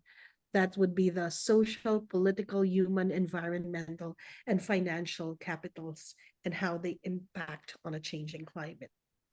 So anyone can take a crack, David or Ben. I think it's about our definitions and understanding of resilience. I mean, would you like to go first on this? Yeah. Who would go first? I would say David, please go first Yes, on David, this. yes. I saw Gina made some comment, we need to learn from our ancestors about how they lived with resilience. But I think ultimately traditional systems are going to be challenged with the shift in climate and also the higher frequency and intensity of natural disasters. So I don't think that just looking at traditional systems and emphasizing resilience of them is necessarily always going to work. It will work in certain ecological systems. So something like a Swidden cultivation system or a home garden system may still have a lot of resilience for people that live in these agricultural landscapes. But I think there will be some dynamically harsh shifts in the climate that we do need to provide tools on things like vulnerability assessments to look at how these shifts will put more pressure on things like food systems, water systems, and let's be honest, biodiversity systems that we may not necessarily depend on directly, but have inherently important value to humankind. So the first two systems are obvious to us. We get too much water or not enough water. We can't drink the water. We can't use the water. That's a very, very important mandate. We're mostly made of water. So if we don't have water, everything will fall apart very quickly. So the resilience of those water systems is critical. A lot of our food also is tied to those water systems. So the vast majority of Southeast Asia depends on fish, and those fisheries are tied to those water systems. Secondly, the food systems, and we're seeing this just with the impact of a war on Ukraine and obviously inflation, but are the food systems in Asia resilient enough to the kinds of temperature or hydrologic shocks that are coming? We're already seeing this in certain dependency on crops that for the vast majority we are in this region a rice-based society, and there are places where you can't have as many crop rotations per year as in the past. So I think the resilience, what was this kind of traditional view of resilience also has to embody the importance of these systems to not just mankind but to nature as well. So the biodiversity systems I think doesn't get as much attention, but there's a lot of emphasis right now and hopefully in the years to come on looking at biodiversity loss, making sure that it is inherent in what we do and the kinds of approaches we're taking for climate resilience. When I use the word climate resilience, again, we need to be looking at adaptation and mitigation as one package together. Most of the emphasis by the international community has been on the mitigation side, things like carbon markets and offsets. The integrity of those systems have been questioned. It's a market mechanism. It has a role to play, but we don't look enough at the adaptation side and how these two parts of the climate action need to be ultimately integrated into solutions that help us with climate resilience as a whole. Thank you, David. Any last It words? was a long answer to a short question, but yeah, No, ultimately it's needed. a very It's- important question. Yes, it's true. Ben, any additional comments before we wrap up?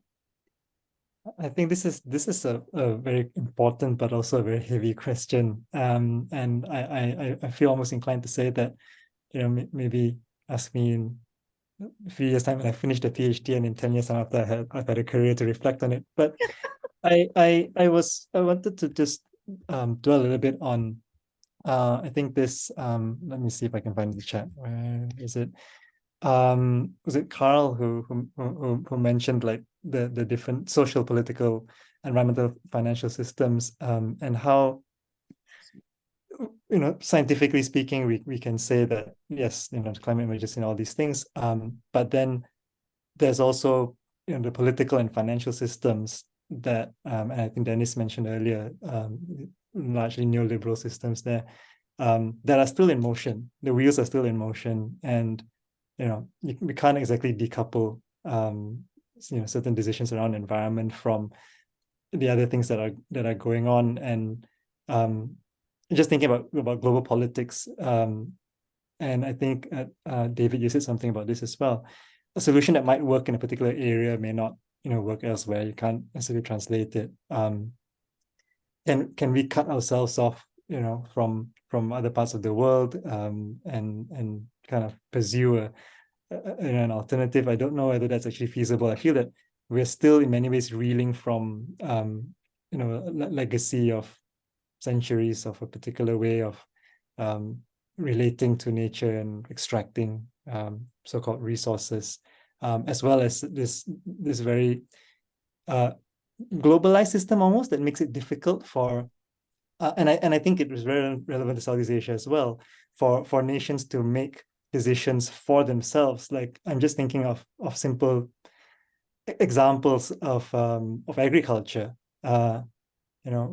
One country, not being able to outsell another country that can maybe produce more because you've got a wealthy buyer from somewhere else, and it creates a kind of unnecessary, sometimes transboundary competition that may not exist if not for these external market forces. But I'm not an economist, I'm not a political ecologist, I shouldn't speak too much, but just maybe a final reflection, and this is something that I've also found quite challenging to grapple with, which is air travel has been one of the things that has come under fire when it comes to climate matters, and we're all talking about can we reduce air travel because of its effect on emissions and so on.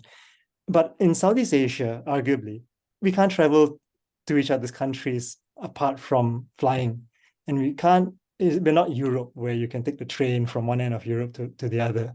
I have personally appreciated that we can now fly more cheaply than ever, and to actually see each other and to explore each other's worlds. But so how does this kind of inequality, how do you respond to this kind of inequality when geographically we have certain constraints that some other parts of the world might not have? I know I'm not actually answering the question, but I'm just saying that the complexities don't end, and things get more challenging as well. So sorry and thank you. I wish we had more time to take these up, but unfortunately we don't.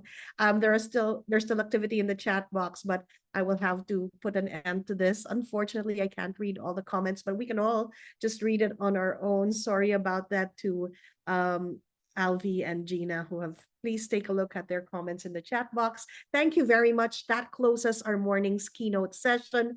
And before we move, thank you very much, David. Thank you very much, Ben. Thank you very much to everybody in the Zoom room for being a very active and participative, for a very alive chat box this morning. Thank you, everybody. I'm posting now our keynote. Thank you for moderating and Yes, facilitating. yes. But before Thank you, Nikki. Thank you, Thank you, everyone. Brad. Thank you, David. But before we move to our panel discussion, I'm going to call someone to talk about AUN-EEC membership. May I call, please, Dr. Eman De Locado? He's the Executive Director of the AUN-EEC, and he's also the head of the Ateneo Biodiversity Research Laboratory to run through the membership details. Eman, you have the floor. Thank you, Nikki, and good morning, everyone. And of course, thank you to David and Ben for the interesting and very insightful keynotes. Okay, so after 3 years, AUN-EEC is reopening the application process for membership. That's right. So a few years ago, we launched our membership process, and we have quite a number of members, as you will see later on, throughout Southeast Asia. But now we are reopening the application for membership. You can be a member in one of the three categories: university-based academic departments and administrative offices. So most of our members actually fall under type 1, and therefore we hope to have more members under the next two types. Okay? So type 2 is university-based student organizations, and I believe that this conference is a perfect opportunity to promote membership for student organizations. We have some student organizations joining us later this afternoon for their own parallel session. So hopefully these student organizations would apply to become part of AUN-EEC. And third would be government offices, local government units, non-government organizations, private businesses, and professional groups. Membership to AUN-EEC is on the institution level, not on the individual level. There is no membership fee to join, to be part of this network. So maybe that's something that would be thrilling for people to hear. There is no membership fee, AUN-EEC, but what we ask from our members is to have an active participation in any of our conference, workshop, or webinar for any given year. So with this, we hope that the members would find it easy to maintain their membership and would have a fruitful experience with AUN-EEC. Currently, we have members from different ASEAN countries. We have members from Brunei, Cambodia, Indonesia, Malaysia, Myanmar, the Philippines, Singapore, Thailand, and Vietnam. So if you saw your institution's name on the list, thank you for joining us this morning. If your institution is not part of the list, then maybe you would like to encourage your institution to join AUN-EEC. Because being part of AUN-EEC has several benefits. First, of course, would be access to resources and opportunities for collaboration. Because again, we are a network, okay? While we may have good initiatives from our respective institutions on ecological education, of course, there's strength in numbers, and we can further our advocacy by collaborating and by sharing our resources. Another, on a more practical level, would be discounted rate at the conference, which is an annual event, and priority registration for some of the events, because some of our events are exclusively for our AUN-EEC members. On the other hand, we expect certain things from our members, such as attending our General Assembly and public events, and of course, to promote the activities of the network. So some of you here were invited or joining the conference because you might have heard about it coming from the institutional representative of your university. Okay? Application process to become part of AUN-EEC is simple enough. First, you accomplish the membership form, and we will be sending the link on the chat and via email as well. As part of the application form, your institution has to identify its official AUN-EEC representative. And after which, you just submit the accomplished application form to a Google form. We have a rolling cycle, and each cycle ends on every January 31. So you can, for this ongoing cycle, you can submit your membership application until January 31, 2024. The Google form is available on our website, aunec.ateneo.edu. So to recap, accomplish the application form, which is a Word document, submit the form via Google form, and the steering committee will review the applications and will make a decision every January. Our website, aunec.ateneo.edu, contains all the details, and we encourage you to visit it and to invite your institutions to join AUN-EEC. But please let us keep in touch. Please follow us on Instagram. You may also email us. You may visit our website and follow AAS on Facebook. Thank you. Back to you, Nikki. Thank you very much, Eman. And so now we go to the second part of this morning's plenary, the panel discussion. We have three panelists, and we will start. All three panelists will share their lived experiences and lessons from the field on reconciliation ecology. Our first speaker is an advocacy officer and trustee of the Masungi Georeserve Foundation. I would like to introduce Billy Dumaliang, who is co-founder and trustee of the Masungi Georeserve Foundation, which is an award-winning environmental conservation organization protecting a threatened karst ecosystem 47 kilometers east of Manila. What they do is to research and education, protection, and innovative geotourism. Billy graduated magna cum laude with a management honors degree and a minor in German studies from the Ateneo de Manila University, and she was awarded one of the 10 outstanding students of the Philippines and the most outstanding Jose Rizal Model Student of the Philippines in 2014. For her and her sister's work at Masungi, Billy received numerous recognition, including being the honoree of the 2022 Forbes 30 Under 30 in Asia list for social impact, the 2021 Vanity Fair London Changing Your Mind Travel Awards, and was also named Warrior of the Year by Esquire Magazine Philippines in 2021. As for Masungi Georeserve, it received the highest honor at the Water Changemakers Awards of the Global Water Partnership for speaking truth to power, overcoming inertia in watershed rehabilitation, and leading youth-led movements for environmental conservation. In 2022, it won the Inspire Award at the UN Sustainable Development Goals Action Awards out of 3,000 nominations from 150 countries. In 2018, the project was given a special commendation for innovation in conservation financing and resourcing during the UN Convention on Biological Diversity Conference of Parties. To share her presentation, let us all give a welcome. The title, warm welcome to Billy. Her presentation is Saving the Masungi Georeserve and the Upper Marikina Watershed in the Philippines. Round of applause, Billy, you have the floor.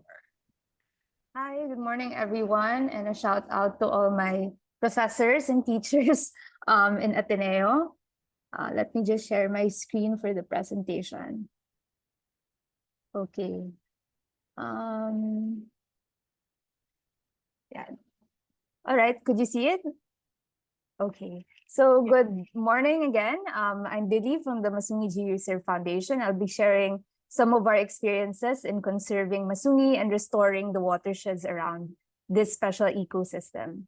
As mentioned, I work with my sister Anne in running the Masungi Georeserve Foundation. And what we are is a non-stock, non-profit foundation based in Rizal in the Philippines. And we are dedicated to conserving the limestone formations and unique biodiversity of Masungi through research and education, on-the-ground protection, and sustainable development, particularly through geotourism. We've been fortunate to be recognized by the UN and other global organizations for the work that we do, and this really uplifts our morale in terms of being able to continue what we do here in the Philippines. In 1996, this is what the Masungi Georeserve looked like. As you can see, there is no more forest cover, and this was due to illegal activities in the area as early as the 1990s. And in 2023, today, more than 2 decades after, this is what the limestone formations look like. So it's really a success story of ecosystem restoration through basically assisted natural regeneration, or allowing the forest to reheal itself by mitigating the threats to its degradation. So this is now what it looks like. And the reserve is now host to such an amazing variety of plants and animals. We have the rare JC's vine, which you can only find in 5 locations in the wild in the Philippines. And Masungi's population is the most abundant of all of these locations. So that's the JC's vine. We have almost 100 species of birds, the highest snail count in the Philippines, and our very own subspecies of snail called the H.L. masungiensis. And we also have a very high count of bats, including the first record of flying foxes in Rizal. And this was only discovered last year. And so with all of that, we opened a geotourism trail called the Discovery Trail in early 2016. And it was really to make sure that we are able to sustain our efforts financially, but also so that more people can get to know about Masungi and have an intimate encounter with nature. Again, this is just an hour and a half from the city, and it's a very accessible place for Filipinos to come back to nature and discover how amazing it is. So these are some of the highlights of the Discovery Trail. We have the Sapot, which is basically a viewing platform inspired by a spider web, where you can view the Laguna de Bay and the Sierra Madre Mountains. We have the Duyan, which is an 80-meter long hammock atop the forest canopy made of ropes. We have the Sawa, which is modeled after the belly of a Philippine python, and which serves as a rapid exit from the Discovery Trail. So all of these are low-impact temporary structures that we've put inside the trails to make sure that guests have safe but also a very close encounter with nature when they go on the trails. And basically what we've tried to do is to make geotourism as an engine for social change. Sometimes tourism can be bad for the environment, but in our case, we actually use it as a vehicle to promote our advocacy. And this has led to a lot of our visitors being part of our campaigns, being more than just tourists, but actually allies in terms of being able to preserve Masungi for the longer term. And in 2017, we actually were given a bigger responsibility. We had an activist environment minister at this time named Gina Lopez, and she challenged us and entrusted to us to restore the other areas around Masungi, which are actually critical watersheds. And so we embarked on this mission to restore 2,700 hectares of degraded areas around the Masungi Georeserve. And this is now, if not the largest, one of the largest restoration projects in the country that is led by the private sector or civil society. So these are the mountains that we're actually trying to restore now. They might be green, but most of it is grass or bamboo, which means that this area has been severely deforested as well. As you can see, we are located just on the fringes of Metro Manila, and this is a very important location because we are a buffer zone towards from urbanization towards the Sierra Madre region to the east of Manila. So it's very important that we keep our limestone formations standing strong and the forest standing strong so that we actually help prevent further degradation towards the east. And this is how the watershed that I'm talking about looks like. Unfortunately, despite its protected status since the early 1900s, and despite its proximity to the capital, we only have 20%, 11 to 20% of our forest cover left in this very critical watershed. If you can see on the map, we have only the northeastern portion as forest. And that severely depreciates the ability of the watershed to help us mitigate the risks of climate change, flooding, and landslides. Unfortunately, this trend continues. We have recorded forest decline in the recent years. Even in 2016, we see a sharp decline in terms of the forest cover. And it's so important, as Filipinos know, to restore this area because it worsens, its deforestation, increases the risk of worsening floods. And this has been felt during Typhoon Ondoy and even the recent strong typhoons in the city. Now, we've done our best. We've tried our best to fulfill and implement the project, the reforestation project, despite major challenges. What we've done is we've set up 12 ranger stations across the reforestation site. Again, the idea was to replicate our success in the limestone formations in this new area. And we do that by making sure that the area is protected from different types of harmful activity and that we have boots on the ground. So we have these ranger stations installed. These are the locations of the ranger stations. We've planted and nurtured 100,000 native trees. So this is actually not as high as some of the other reforestation projects. But again, our focus was on the land restoration and making sure that there is natural regeneration or the natural rehealing of the forest. We maintain kilometers and kilometers of monitoring trails, which are actually previously disturbed pathways that we now maintain for our rangers. We engage more than 100 locals as park rangers and partners. And a very important part is really engaging and bringing out decision makers in the restoration project, because this is one of the ways that we try to mainstream what we are doing to people who have influence, who have the power to make big changes in society. So what are the threats to our work? And I cannot understate the amount of threats that we have for doing this very important work. We found out in 2020 that there were 3 large-scale quarrying agreements inside the protected watershed areas. So that's the orange, purple, and the pink. So they were overlapping between our reforestation site, and we were not informed of this until a quarrying company fenced out their area.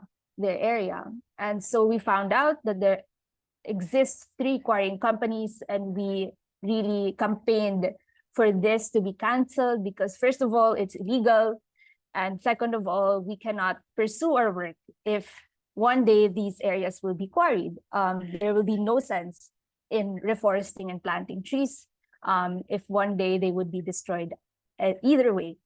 And so we created a coalition of 80 different civil society groups to lobby for this. In 3 years, finally, the agreements were canceled.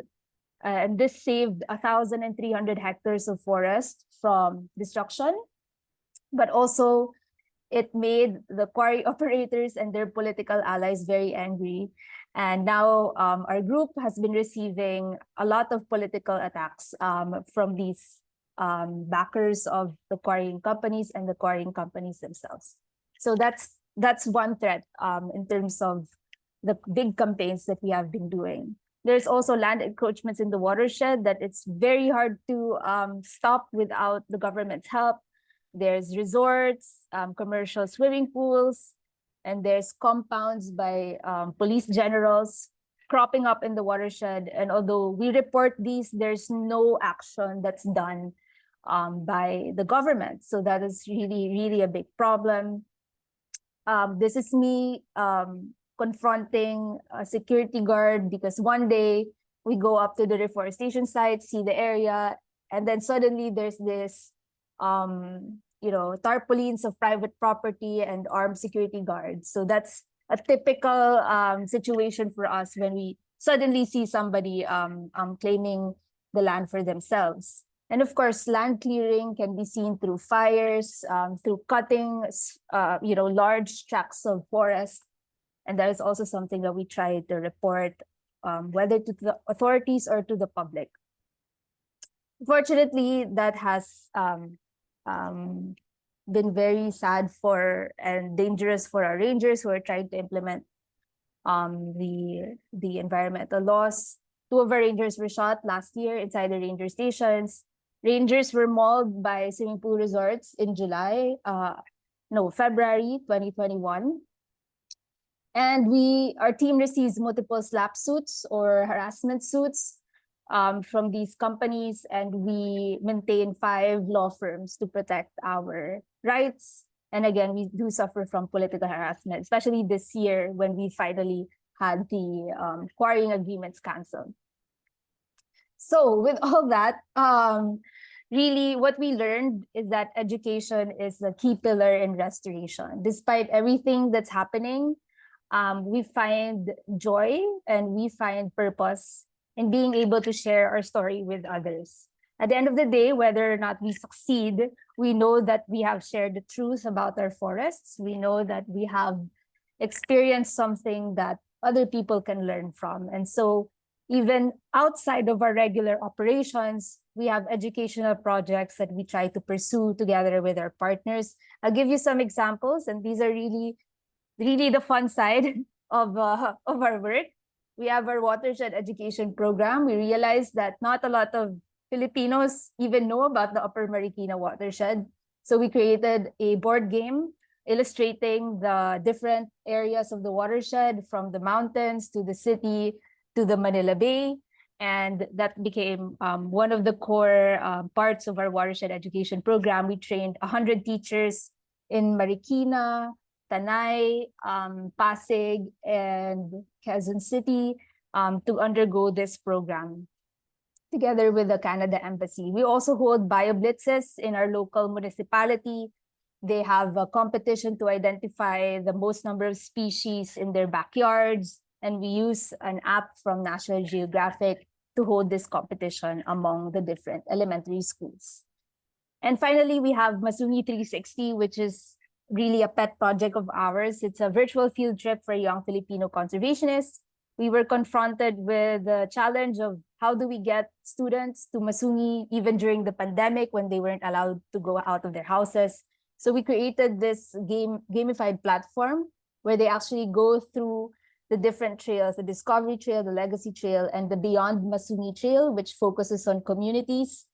And they go through it through, having challenges and watching videos and having quizzes after they see the trails. So this is the video, if you can hear.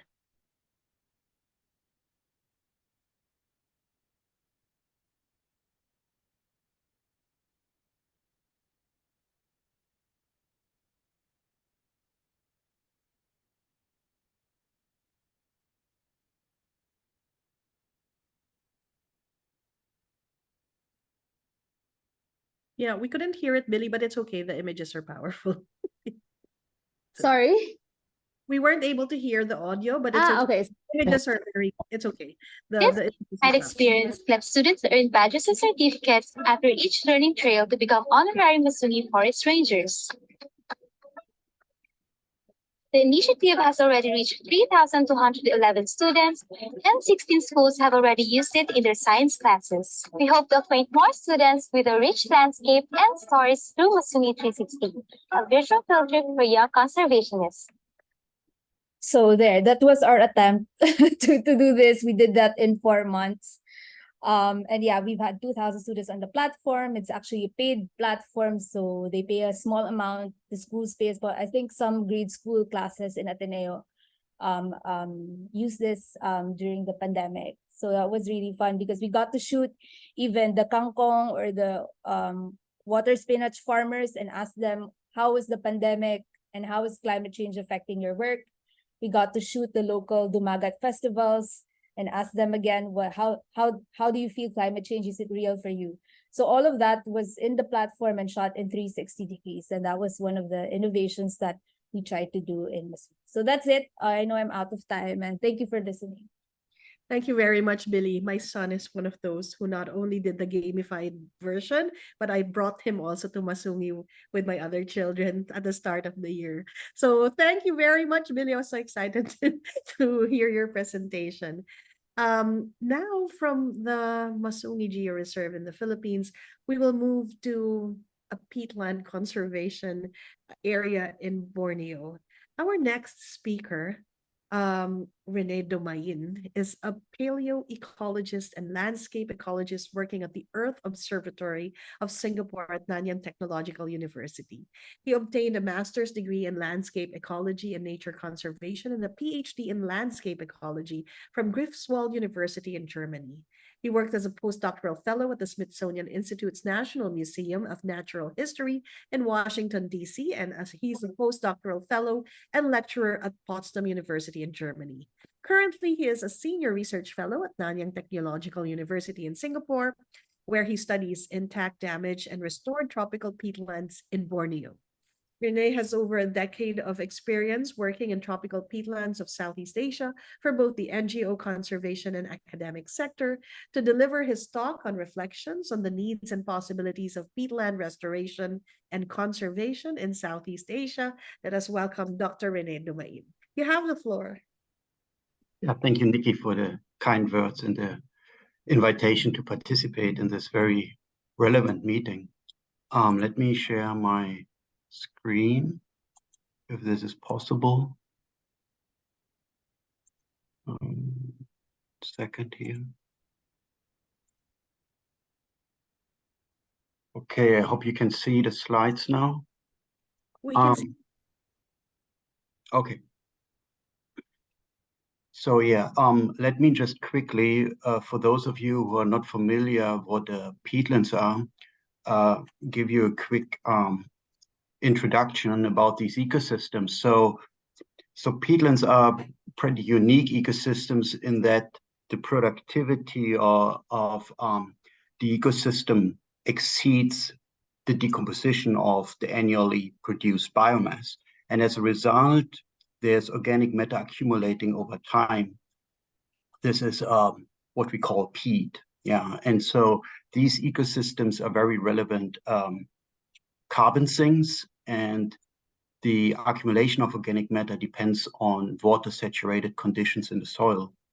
And in Southeast Asia, especially I'm focusing here on the area of Sundaland. So this is a biodiversity hotspot comprising the islands of Sumatra, Borneo, Java, and the Peninsula Malaysia.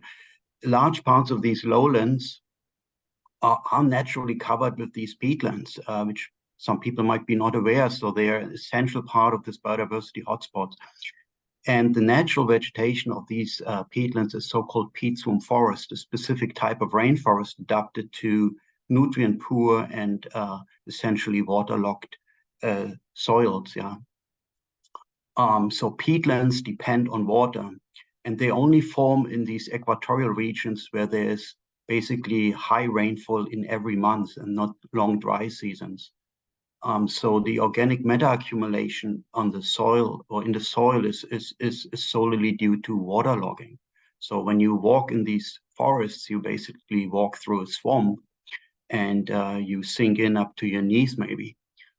In this figure, so you see a transect on the right side is a river, and then it goes 4 kilometers towards the inland. And these numbers denote years before the present. So peat accumulation over time forms what we call a peat dome. This is an elevated or raised landscape, which is so high that flooding from adjacent rivers cannot access these areas. And this has certain consequences. First of all, they can store a lot of carbon over time. Yeah, so they are really thousands of years old. And because there's no flooding by rivers, they depend solely on rainfall. So they're very sensitive to climate change. And the raised morphology also makes them very vulnerable, because as soon as you cut a ditch or canal in these landscapes, the water flows out, the organic matter becomes exposed and oxidizes and is being emitted as CO2. But these landscapes then, when they're drained, can also easily catch fire. Yeah. These peatlands or these peat swamp forests are very relevant for biodiversity conservation. For example, they're the last stronghold of Bornean orangutans. Yeah. But they also harbor a number of very specific, highly adaptive animals. One of the groups of animals which has largely been overlooked, but is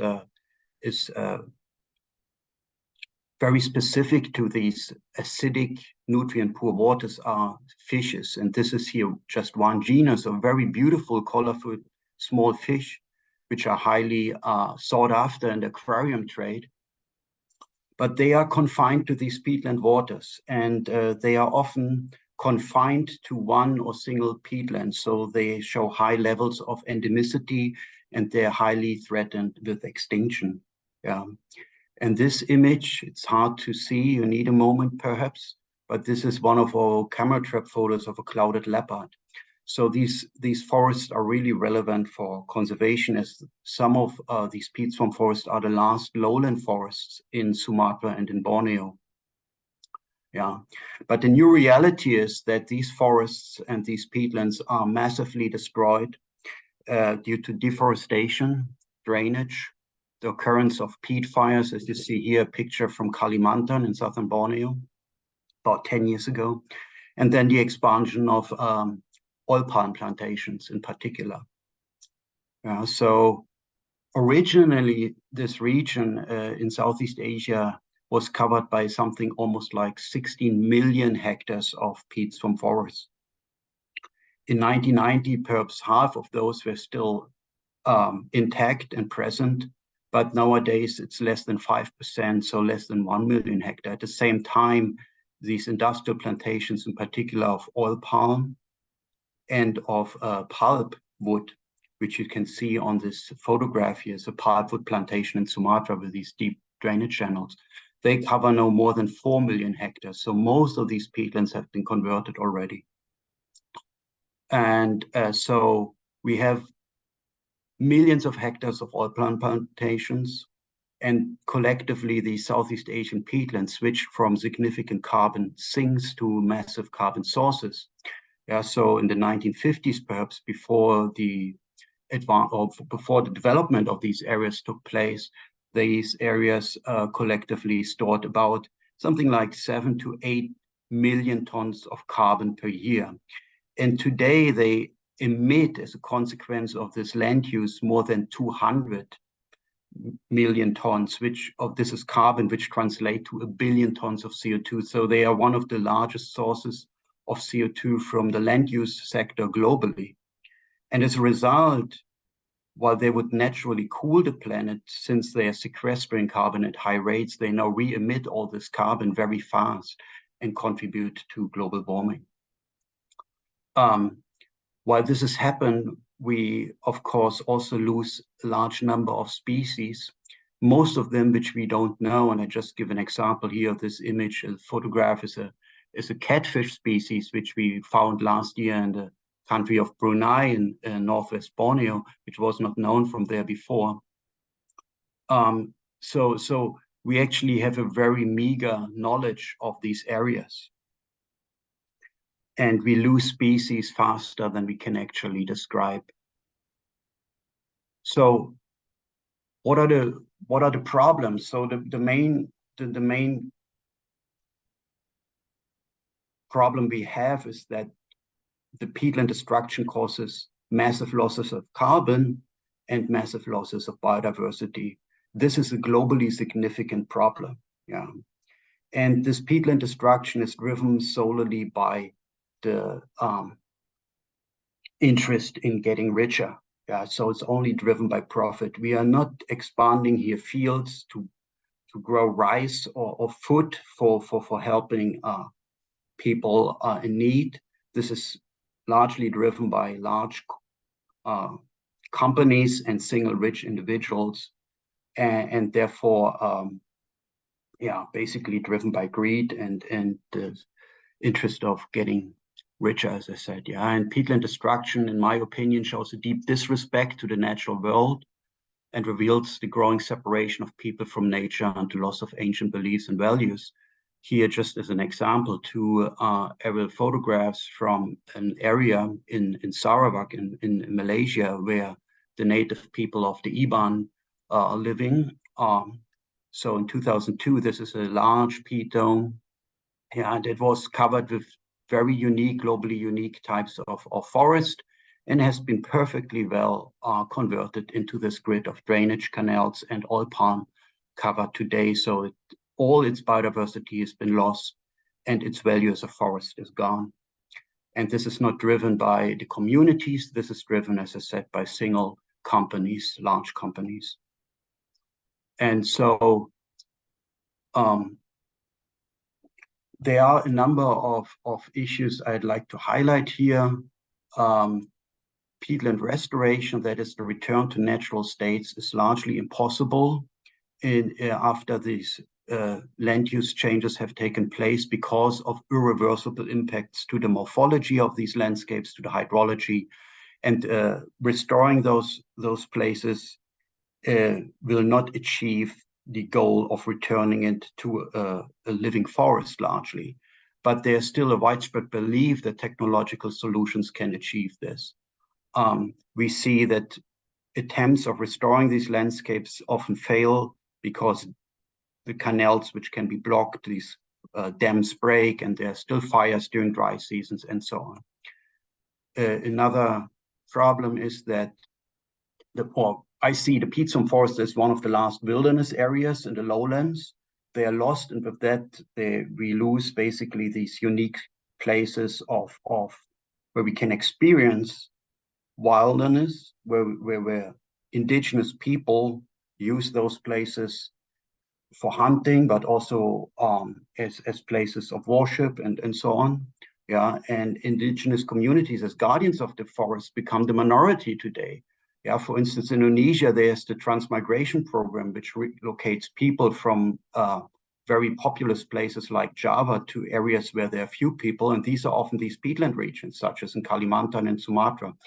And the people which get put into these locations, they lack the intimate relationship with the local environment, and they end in a vicious cycle of poverty and often also conflict with the local communities. Yeah, and the expansion of plantations. I've seen this in many places because these plantations are huge. They establish infrastructure, there are settlements following, and then people are drawn into these areas, and this contributes to further degradation. And then on the contrast, in wealthier regions, such as the small country of Brunei, where I work, people move out of the forest because then they can work in more, it's a small population there, and they can work for the oil industry or so. And they lose their connection to the natural world. They lose their traditional knowledge, which is only around with very few people today. And so people then move into a technological, artificial, and urban environment and have no connection to the natural world, and then are driven to just exploit it when they want to increase their wealth. So what are solutions to these issues? I think this is general for conservation globally. We have to challenge the current value system of materialism and constant growth. We cannot constantly grow on a planet with limited resources, as we know. This will only finally lead into some disastrous situations. Yeah, and so we have to revive, wherever possible, traditional values and spiritual beliefs that relate people to nature, I think. And I've learned a lot from indigenous people, how they respect the natural world and animals and plants. So we also have to question the technological arrogance that destroyed nature, that with the same techniques we can revive nature and return it, as like large programs now are being advertised that we can restore peatlands. But I'm very skeptical from our scientific work that this is actually possible. So my solution is we have to preserve whatever can still be preserved, instead of thinking we can return things in the future. And so in order to do this, we need to expose young people to the natural world and experience wilderness and these swamp forests as a unique experience that, you know, which many places, artificial environments cannot provide. Yeah. And we need environmental education across all ages. Just informing people that when they buy groceries, that they look for palm oil as a constituent, which is not necessary. Avoid buying those products and you help preserving those places. Yeah. And I would say that working with indigenous people is a key wherever this is possible. I show you some photographs. So I was growing up in Germany on a farm. You see this black and white old photo from me in the countryside. So I was always exposed to animals, to farm animals, or in hunting with my father, or fishing with my grandpa. So I was lucky enough to build these strong connections. And then later on at university, I was privileged with my advisors to explore these wild areas in Borneo and study them and really appreciate their specific values. But I also worked a lot with indigenous people, whether it's in Kenya with the Maasai or in Borneo with the Iban or the Dayak. And I must say, I learned much more from those people than from many academics. So I think this is very relevant. So get students out into nature, teach them environmental ethics in school and also in science programs, and exchange with and learn from indigenous people who live here in Southeast Asia in many different places. So, and a few books which I recommend, which helped me to develop this appreciation. Yeah. Thank you. Thank you very much. If you have questions for Billy or Renee, please just type it in the chat box because we'll finish all our speakers first and do a combined Q&A for our panel discussion. So now from Borneo, we will move to Panay Island. I would like to introduce Dr. Rebecca Barrios, who is the Executive Director of the Philippine Initiative for Environmental Conservation, an NGO based in Panay, stewarding the last remaining contiguous low-lying forests in Western Visayas, the Northwest Panay Peninsula Natural Park. Rebecca headed the campaign of the community to protect the Northwest Panay Natural Parks and its watersheds against the threat of a proposed mega hydro project, which they successfully deterred the project.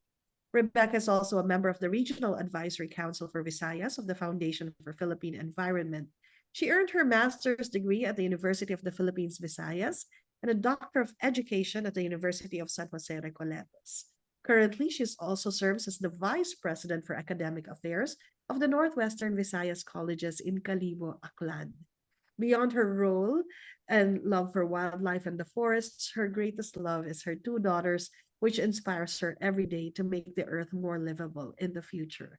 To talk about the community-based conservation efforts in Northwestern Panay Island, let us welcome Dr. Rebecca Barrios. Dr. Barrios, you have the floor.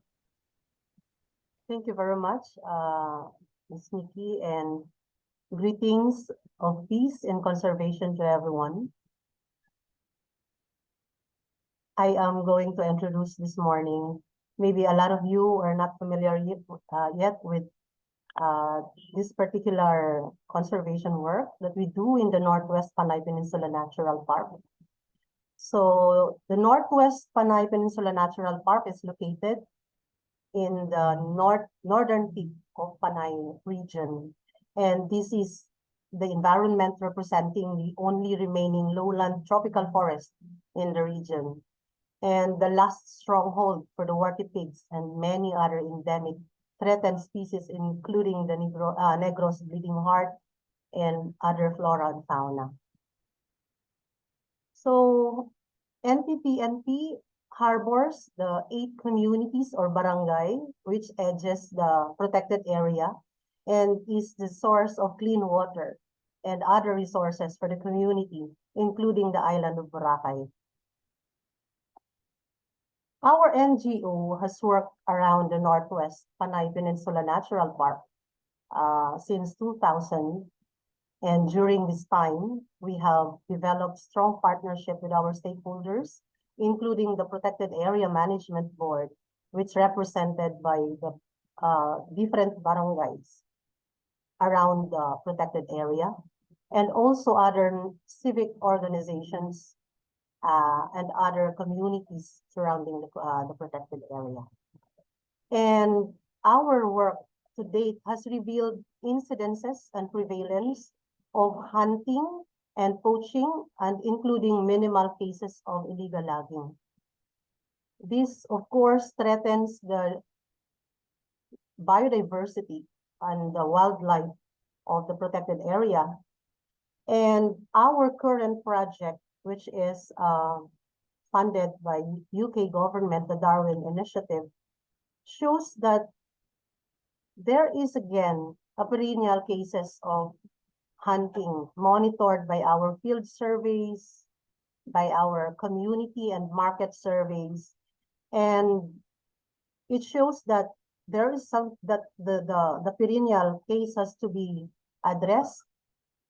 And this is what we're doing. We enforce, we do biodiversity assessment and research, we do community development and IEC.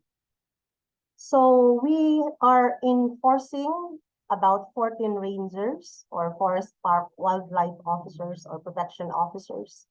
And they are in charge of doing foot patrol, monitoring, and enforcement of the protected area against illegal activities. Of course, we encounter similar problems of harassment, just like with the Mazungi and other protected areas. It's ironic that when what you're doing for conservation is to protect the areas that protects the communities also, the threat and the harassment goes back to the NGO and the people who protects it. And despite the limited funding for our forest rangers, these people stayed with us, with the organization through the years. And it's so admirable that as an NGO, we cannot just give up despite the limited funding, because you will see the commitment and the dedication of these people in their work. Sometimes we can pay them with this funding from foreign agencies, but there are years that they have to work on voluntary basis. And because of the limited funding, their work becomes more arduous and risky because they are confronting more risk because of the limited support and equipments that they have to use in the field. But we cannot give up for conservation. So what did we see in our surveys? We see perennial cases of poaching and hunting. We see established huts and poachers areas. We see traps, thousands of traps especially on the most hotspot areas where the threatened wildlife are at risk. And this is what we see for within the year from June 2022 to present. We see the red flags, hotspots of poaching and hunting and other illegal signs. But we also see here a map with a message. We don't merely see this as quantitative data of hunting incidences and prevalence, but we see here photos or pictures, message of poverty. We see here message of systemic and cultural practices on hunting, which we need to understand deeply. We see here photo of the need to work it out with the people who are biasedly attacked with the idea that they are destroying the forest or the areas that they're supposed to steward. So we corroborate this map with our community surveys, focus group discussions, and interviews with the barangays that are involved in hunting and poaching. We also corroborate this with the market survey. If indeed there are incidences of big scale meat trafficking of the wildlife like pigs, macaques, and other wildlife.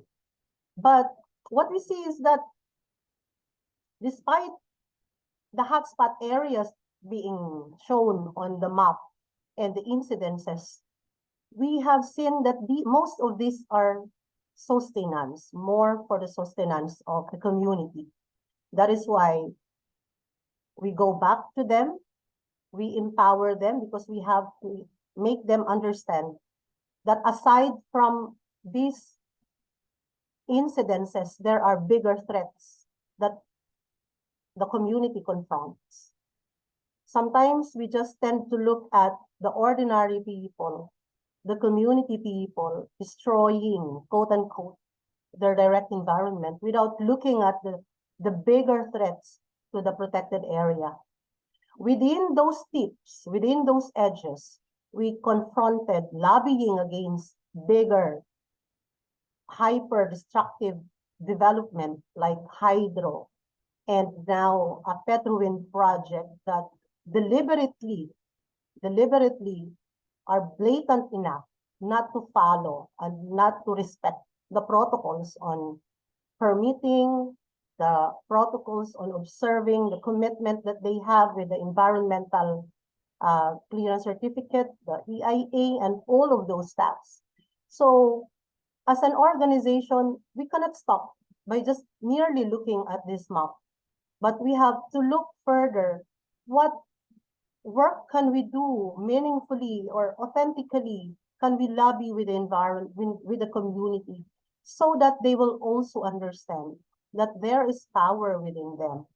This is our means of reconciliating the people with their environment. This is reconciliation ecology for us. And when we go back to the community, when we explain that you cannot give up on your forest, you cannot give up on your rivers and streams, that's your source of food, that's your source of survival. We are providing to them that opportunity to reciprocate back with nature, to remind them of that reciprocal relationship with the environment. And that is on the principle that we, despite all our efforts all these years to account the biodiversity losses or to account the wildlife surveys, there is no justice there if we keep on just telling them to stop cutting, to stop hunting, to stop poaching, without providing justice, social justice.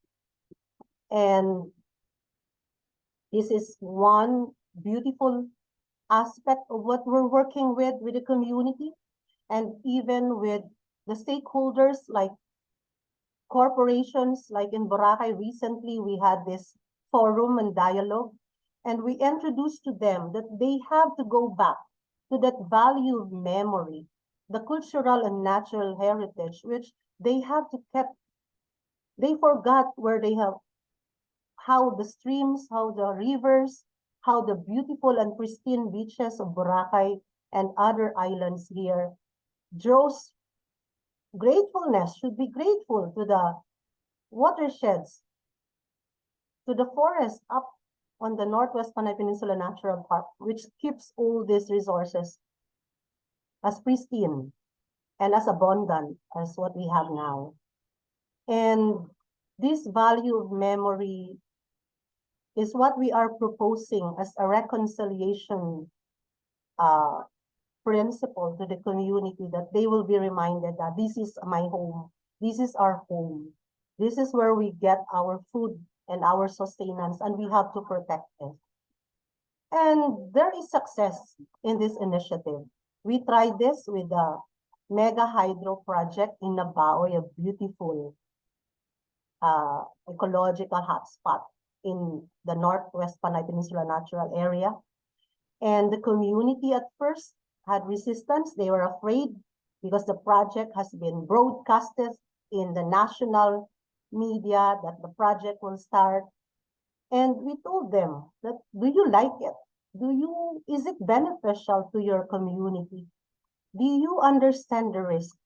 Do you understand what confronts your resources, the natural resources that you have? And that gives courage to the community, that gives them the confidence that there are some people, there are some organizations that lobbies and stand with them in all these fights for conservation. So our conservation work does not stop on merely accounting, on merely research and education. It goes stronger when we lobby and work and go down to the communities that we serve. At the end of the day, we have to acknowledge that they are the direct stewards of their direct environment. We only come and go to visit, to audit, to do monitoring and enforcement. With the total area of the NPPNP and with the 14 rangers, it's impossible to monitor the wildlife and to enforce the law within the protected area. Without these people in the community, it will be impossible. But with them working alongside slowly, we have converted one top one poacher in the community, and he's now with us with as a community facilitator. So he knows all the magic in the wildlife. We're very proud of him. And we hope to get more of them to work with us in our conservation initiative. So this is their life. This is their sustenance. They have to be reminded that this is their home. And to lobby with them against the ecological destructive hyperdevelopment projects inside the PA, which also threatens the survival of the community, is something that brings so much satisfaction for us as conservationists also. So as an NGO, we keep our faith with the local communities, our stakeholders and partners, that despite the incidences of hunting and other abuses in the PA, they will be our partners and will protect us in our advocacy. This is how we carry our work on reconciliation ecology. And we know that without them believing in our conservation task, our purpose on the field of reconciliating the environment and the people will be useless. We have tried many times in the past years of the NGOs' work on conservation, where they have just focused on research, where they have focused on scientific endeavors. The activities, the illegal activities inside the protected area has not declined. There is a need to couple them with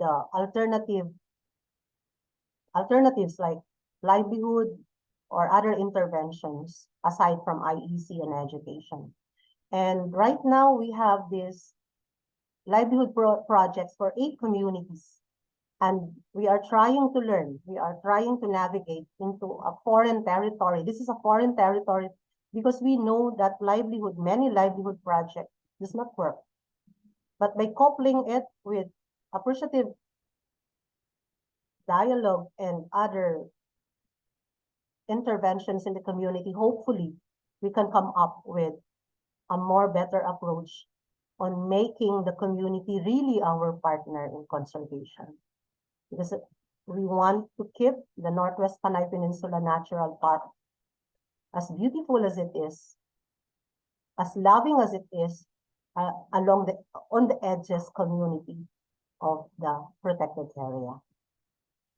Thank you very much, and I hope you learned something from this small part of Panay Island. Thank you very much. I am so sorry we went over time, but if you could just, oblige us with a few more minutes of doing our discussion. I'm looking at the chat box if any of you have questions, but in case you while waiting for people to type their questions in the chat box, I do like to ask some of our panelists. No? For example, Billy, I know that you control the number of people who come into Masungi because I had to line up to get a chance to go there and take my kids. Our topic now is about communing with nature. What is your philosophy when it comes to controlling the numbers of people? Explain to us a little bit, if you can, about as many people really want to go right to Masungi. Can you share a little bit about it? Yes. So first of all, I guess we start with the area, right? And as we know, karst ecosystems are quite sensitive ecosystems. They go underground. There are sinkholes, and the interactions of the species are very special inside. And so we want first to base any kind of disturbance or human activity from that reality and from that fact.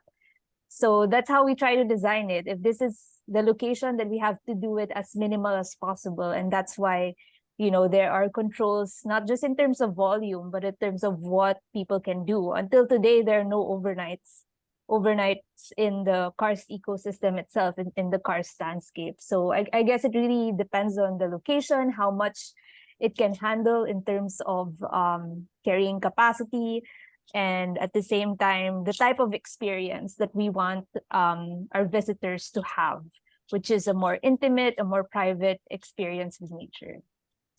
Well, I agree that you have achieved that, because I felt that with my own family, even if, you know, overnight is not allowed. I'll ask this for both Rene and Billy by drawing from something from Dr. Barrios's presentation. She talked about community-based conservation efforts.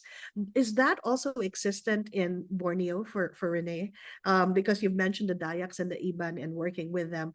Do you have community-based conservation efforts there? And drawing from Billy, do you also have geotourism as part of the landscape, and will that help? So Rene, maybe you first. Okay, yeah. So let's start like this. In Brunei, for instance, where I worked the last 2 years extensively, everything which relates to preserving forest is driven by the government. Yeah, so there's no such thing as community-driven initiatives. I mean, there are a few NGOs active, but Brunei is very unique in that, as I said, there are very few people left living in a forest. Yeah, and so what we are trying to do is working with like our guides and our field assistants to inventory the forest and then provide baseline data for giving those data to the forestry agencies to conserve them in the long term. Yeah. In Kalimantan, it's different. For instance, that the Dayak are very proud people there, and they are, you know, they live in many of those places. And they often are very concerned about just, on the one hand, their land being taken away for plantation development. So there's a lot of resistance against that. But also, there have been problems with the with some of the restoration programs, because then it's driven by, you know, foreign groups, and they just do some, you know, technological interventions which the local people dislike, because they have their own approaches on like managing canal water tables in canals, for instance, and so on. And so I worked with an NGO, Wetlands International, which had a local group of people in Kalimantan, and they were all Dayak. And one of them actually is now, he worked with us or with this NGO for many years, then went to Australia for a PhD, and he's now the Minister of the Environment in Indonesia. So there are some positive examples how people from the local community can influence conservation. Yeah. All right. How about you, Billy? Community-based conservation efforts? Yeah. I think for us, it's really for Masungi's model and based on what has worked in the area.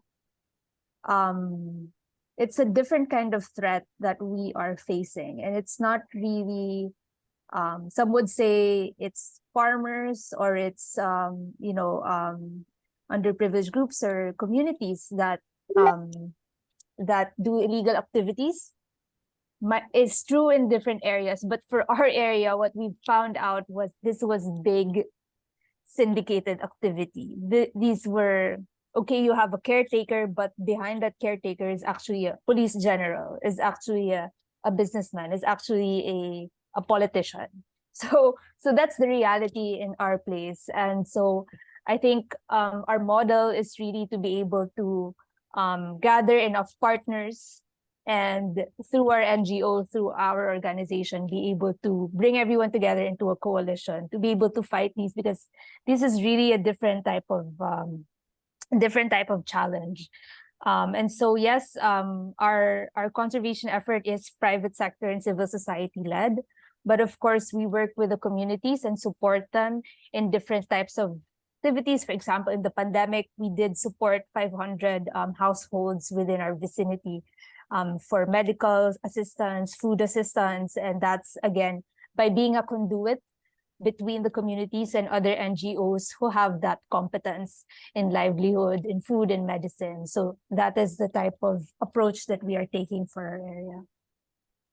How about Dr. Barrios, do you also have something similar to what they're doing in Masumi, like a geotourism agenda, or do schools go to your forest for education purposes, for people to commune with nature through your conservation area? Yes, we are conducting conservation hikes. Conservation hikes, actually, when everyone's not allowed within the strict zones of protected area. You need to get permit from the Protected Area Management Board. But there are some cases that we have to bring in influencers. These are people who we believe can really help lobby for the conservation initiatives that we have. So who are these? These could be mountaineers, sustainable and eco-conscious mountaineers, not just ordinary hikers, because we might be causing more harm to the protected area than conservation. We also bring in some politicians who we believe can help with us. We introduce them to the wild. This is the beautiful Fern Highway. You can only find this in the NPP, and you can find this somewhere else. We also do local initiatives like within just the edges, the multiple use zone where ecotourism is allowed. We also conduct that. We bring in young people. We do conservation talk. We do a camp or whatever. And it's very helpful because we are slowly introducing them to appreciating deeply than the ordinary normative hyper hikes and hyper mountaineering without being conscious just for Instagram photos. So, it's slowly introducing people to that we hike for conservation.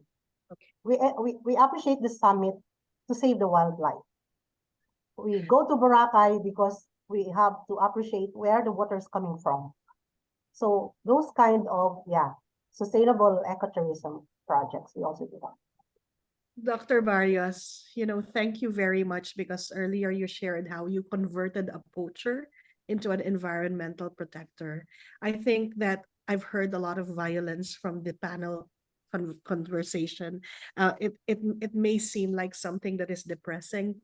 It is depressing, but then I'm thinking reconciliation is one of our themes, not just with nature, but also with the agents of violence. And when you say we invite politicians right after Billy says that there are backers who are in politics that are part of the whole problem, it's communing with nature, showing things with them, showing things to them, and believing in influencers that can be transformed through an encounter with nature. We've been focusing on educating students and the public and citizens, but the greatest education that needs to be done is to those in power. And for the three of you, for speaking truth to power, a truth that comes from your deep engagement with nature and the people who live closely with nature, you have inspired all of us. Although we don't have enough time for this panel, we can continue our conversations through chat and by being in part of this network. Thank you very much to our panelists and to everybody who stayed on with us this morning. So now I'm going to have to close this and call for her closing remarks the Vice President for Higher Education of Ateneo de Manila University, Dr. Marlu Vilches. May I please give the floor to you for our closing remarks, for your closing remarks. Thank you, Nikki. It's been a very, very full morning. not just full in terms of what we heard, but full in terms of what the heart can respond to the issues that were raised, not just issues of negative inclination, but the positive ones about nature. And I really thank all the plenary speakers, Benjamin, David, Billy, Renee, and Rebecca. It was a very educational morning for all of us. So I'd like to greet you. It's now past 12, and I'm sure you're all raring for lunch. But thank you for joining us this morning, everybody. There's 65, 66 in the chat, in the Zoom room. For this fourth conference of the ASEAN University Network on Ecological Education and Culture.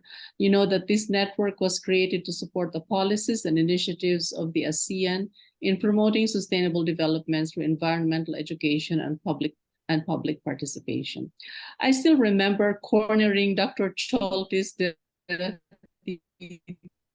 chat at one of the AUN conferences in Bangkok a few years ago to ask him what network we in Ateneo de Manila could start and build that would be relevant for the region. I think I had about 5 ideas, but he chose the theme of ecology and the environment. So I came back with that idea and pitched it to Dr. Asunta Cuyegeng, who quickly wrapped her mind around it and infused it with her passion for environmental sustainability. And look where it is today. Good seeds grow well in good soil, tended to by dedicated people who are passionate about what they do. Thank you, Achut, and thank you, everyone. And Emma now, who is at the helm of all of this. I'm thrilled to have witnessed the journey of the network. In 2020, we discussed making individuals aware of sustainability by cultivating ecological mindsets and lifestyles. In 2021, we went for a more systematic approach focused on building an ecosystem that is ready for ecological education and culture. In 2022, we thought it was opportune for the conference to look back on sustainable practices that were propagated in the challenging pandemic context and how these could be used in new normal times. This year, as we reopen the global community and seek normalcy, the conference is aptly named Communing and Reconciling with Nature. As we heard earlier, the theme alludes to the call for ecosystem restoration and reconciliation, which might have taken the back seat during the peak of the pandemic. Through the keynote talks and the panel discussion this morning, we have seen how young leaders, non-governmental organizations, scientists, and community champions have made strides in furthering environmental restoration in the academe and on the ground. This quest to return to nature and reconcile with the earth is to be approached from different fronts. Multilateral efforts that contribute to enhancing the revival, protection, and sustainability of the world's ecosystems. The theme of the 2023 AUN-EEC Conference on Ecological Education and Culture resonates with the mission and ministry of Ateneo de Manila, specifically pointing toward integral ecology, one of the university's 4 priority areas. The concept of integral ecology punctuates the interlaced relationship between natural systems and social systems. Our speakers this morning recognize the tension between the needs of society and the need for nature to preserve its systems and stability. This tension indeed makes environmental reconciliation and restoration more challenging and yet more valuable. The restoration of threatened ecosystems will not only contribute to the richer biodiversity, but also improve the livelihoods and happiness of the communities that depend on them. This makes promotion and education of these restoration initiatives precious and priceless. While I'm supposed to be doing the plenary closing here, this gathering is far from actually over. After lunch, there are still 4 parallel sessions that will explore themes ranging from nature-based to technology-based solutions, from environmental pedagogy to indigenous approaches to environmental reconciliation, and from research works by professionals to students' experiences and perspectives. The afternoon sessions will allow us to listen to a variety of ideas from contributing authors that aspire to use language and strategies that localize and contextualize knowledge on environmental restoration. Once again, thank you for the inspiring morning session. I wish you more energetic conversations after lunch in the afternoon. Thank you very much. Have a good lunch. Thank you very much. That was Dr. Marlu Vilches. Thank you, Doc Marlu, Ma'am Marlu. Thank you, everybody, for being such a wonderful audience or not participants in this conversation, from our keynote speakers, panelists, and everyone who contributed to the discussion and the chat. I'm Nikki Carsi Cruz, and I'm very grateful for the opportunity. Chris will now end with reminders about this afternoon. Goodbye, everybody. Chris. Hi, Nikki, and thank you very much. We hope we could maybe we could give Nikki a virtual round of applause for being our MC once again for the AUN-EEC conference. Thank you, Nikki. So thank you also to everyone who joined us this morning, and we invite you to continue being with us this afternoon for 4 parallel sessions happening starting at 2 p.m. No? So we have the topics there flash on the screen, and I'll also put on the chat the conference site where you could look at these things in detail. Okay. For the presenters who are here with us, may we request for you to join us in the Zoom link at 1:45. No? Initially it was 1:30, but we'll make some adjustments. We hope you could be in your respective breakout Zoom sessions at 1:45. Again, please do join us. You may use the same link that we are currently using. Then there will be breakout rooms available for everyone for you to join your choice of the parallel sessions. So once again, on behalf of the organizers, thank you very much, and we'll see you this afternoon. Ad Maiorem Dei Gloria.